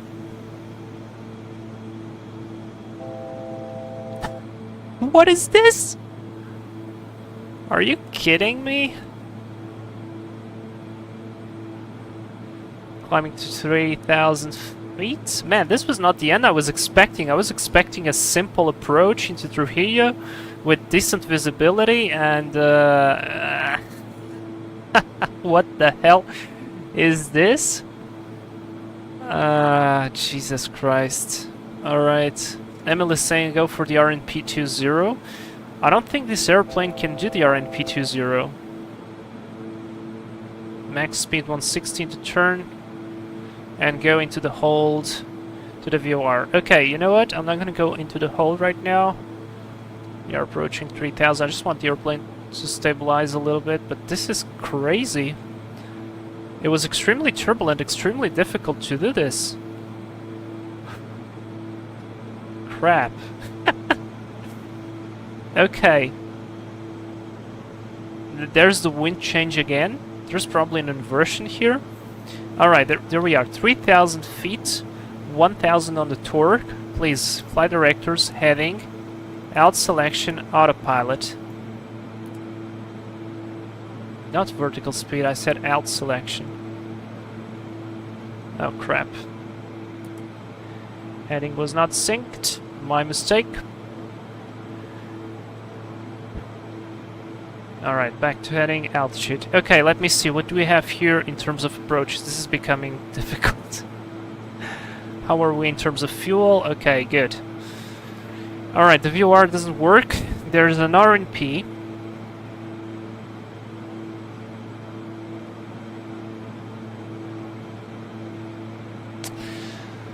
Yeah, RNP, runway 20 is authorization required. Emil, I can guarantee you that your airplane does not do it. Let's slow down a bit.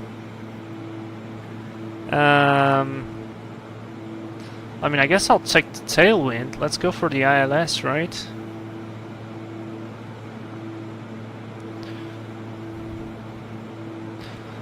Repo. What's the minimus here? 381 feet. Yeah, I guess I will set up the ILS. Holy cow. Okay, let's go. Sierra, Papa.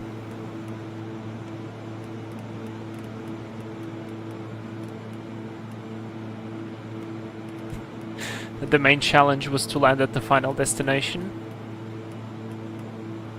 Romeo uniform. What was the wind again, by the way, there? We're gonna call the ATIS. Visibility 5, 170, 10 knots. 10 knots is right on the limit. Dusk, it can probably technically fly it, but not really allowed. Yeah, that's my point. That's exactly my point. So I'm not gonna do it. Okay, enter. Now I want procedure. I want approach. I want ILS. I want via iRepo. And I want it loaded. Now, iRepo. We need to do a mini brief. I need to check out all the stuff. I don't want to fly too fast. 10 miles away sounds good to me. iRepo is 12 miles away, so we are basically near it.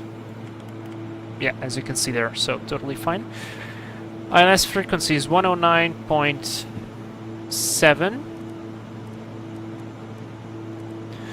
Done. Localizer course is 018. Set. And our minimus is gonna be 381 feet. So I'll count that as 320. Okay? So in case we do a missed approach, climb straight ahead, then at 1.1 miles, we turn left climbing 3000 and then on hold into iRepo, which is exactly where we are passing by now. Sounds good to me. 1097, let's set the other one as well. 1097, actually no, I'll let the other one on the VOR. Let's go, left hand turn.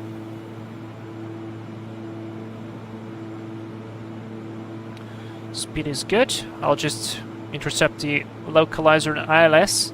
Dude, what the hell is this visibility? Are you serious?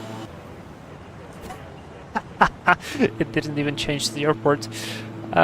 This is becoming really interesting.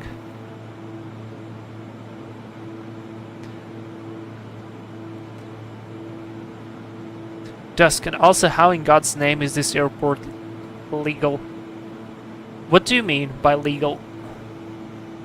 Let's do climb nav first.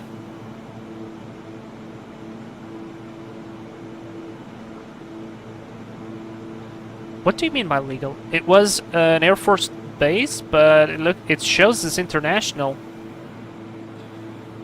So I'll set the heading vector for return in case we needed it. 13 miles out. Let's engage approach. Light slope armed. 3000 feet is set. Minimus 320. We're looking good on the fuel. Yes, we are still 1,000 pounds. So we could still fly back to Lima. This doesn't work.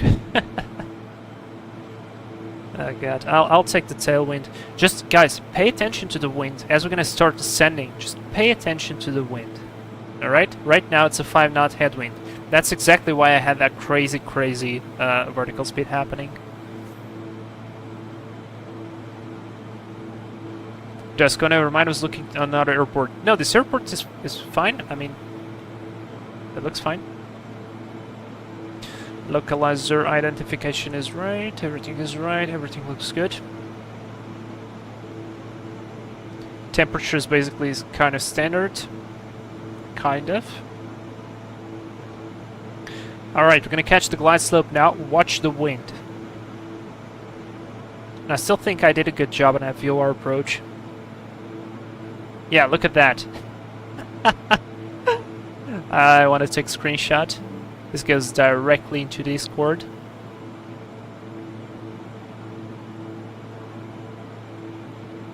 If you haven't joined the Discord, there's a link on the description. Okay, watch this out. Watch the wind. Airplane stabilized. Let's go gear down. Flaps approach. I didn't even switch off the lights. Forgot. Here's the wind. Look, look, look, look.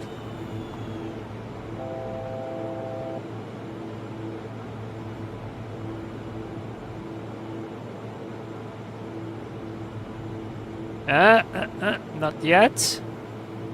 But it was quite abrupt. It was quite abrupt. Props off forward. Look at it go.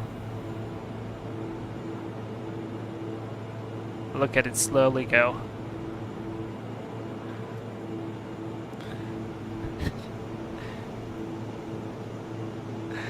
Wow. I wonder how does the vertical speed indicator know if it's going up or down?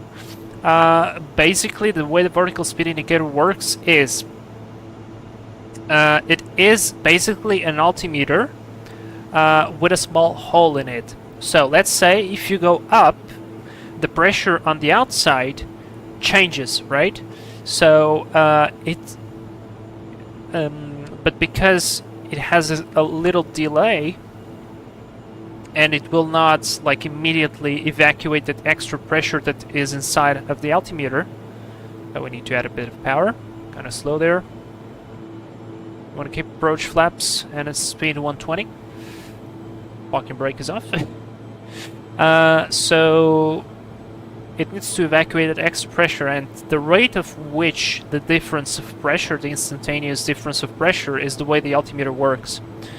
Okay, here's 130. Speed is good. I can still not see even anything in front of me. I mean, okay, if I look exactly down, there is a possibility, but from the airplane... Okay, I'm starting to see some texture. Okay, now I'm too fast. Come on, get back. Trujillo traffic, bird 311 is on a 3-mile short final runway 02, Trujillo. Stabilized now. 1000. Checked. Let's get to 120, please.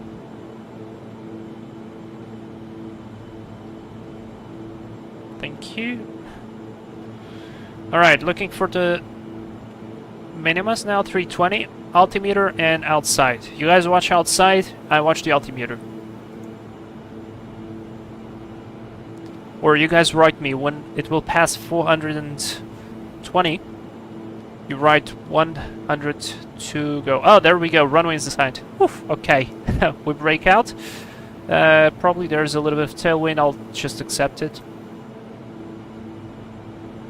Holy cow. Okay, flaps set, green set, everything's good. I can switch off the recognition lights, so I don't need that. Autopilot off. Navigate still on alpha.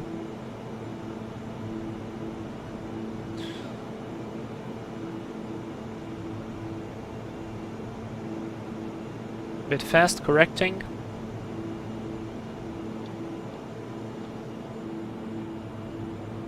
Okay, wind dropped a little bit. 50. 10. A bit of foot, level it off, hold it there. And reverse. Flaps up. Manual braking.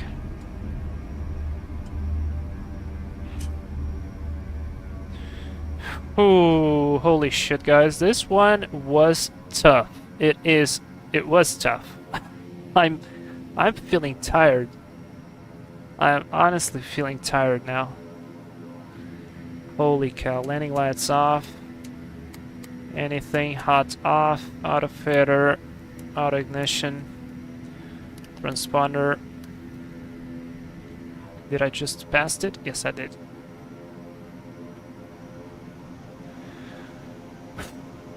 Yeah, this was supposed to be the easy one. I guess maybe because I was so prepared for Chagwell, that actually felt fine to me, while expecting this one to be easy, and actually it being the opposite.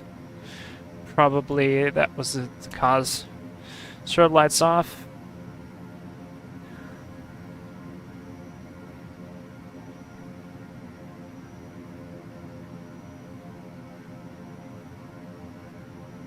Just controlling the airplane with the beta. Alright, brakes set. Taxi light off. Off from reverse. Transponder is off. Rudder boost, electric trim, flight director off. Master avionics off. That can go to off. And Gen 1 and 2, Gen 2. Fasten seatbelt sign off.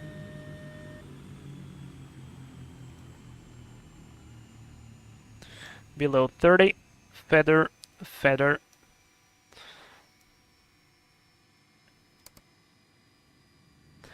Beacon light off. Inverter off. Waiting for the turbine to spool down. Dusk METAR is very incorrect. This is not MVFR. I guess this is X-Plane. The way X-Plane draws it is incorrect. I doubt it is that it's the METAR. Or they might be simply drunk.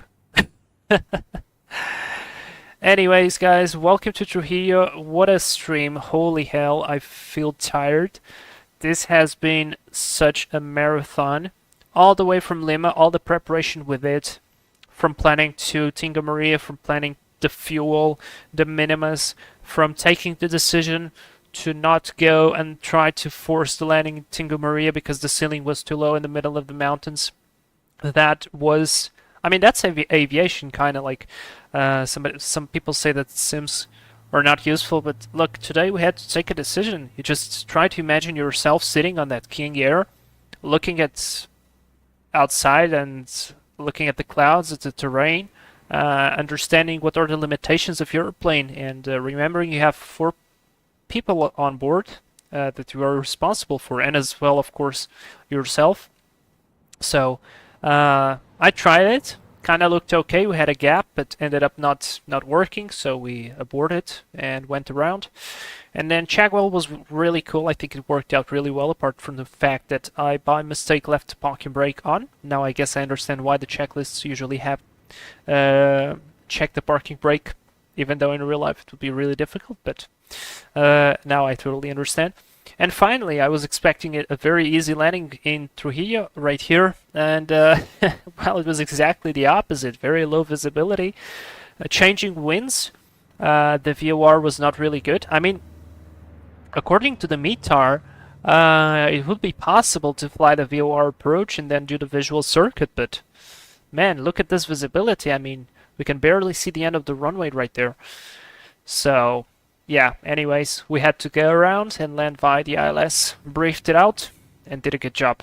So, guys, I hope you learned something from today, and you enjoyed, of course, the live stream. I hope your popcorn is now finished.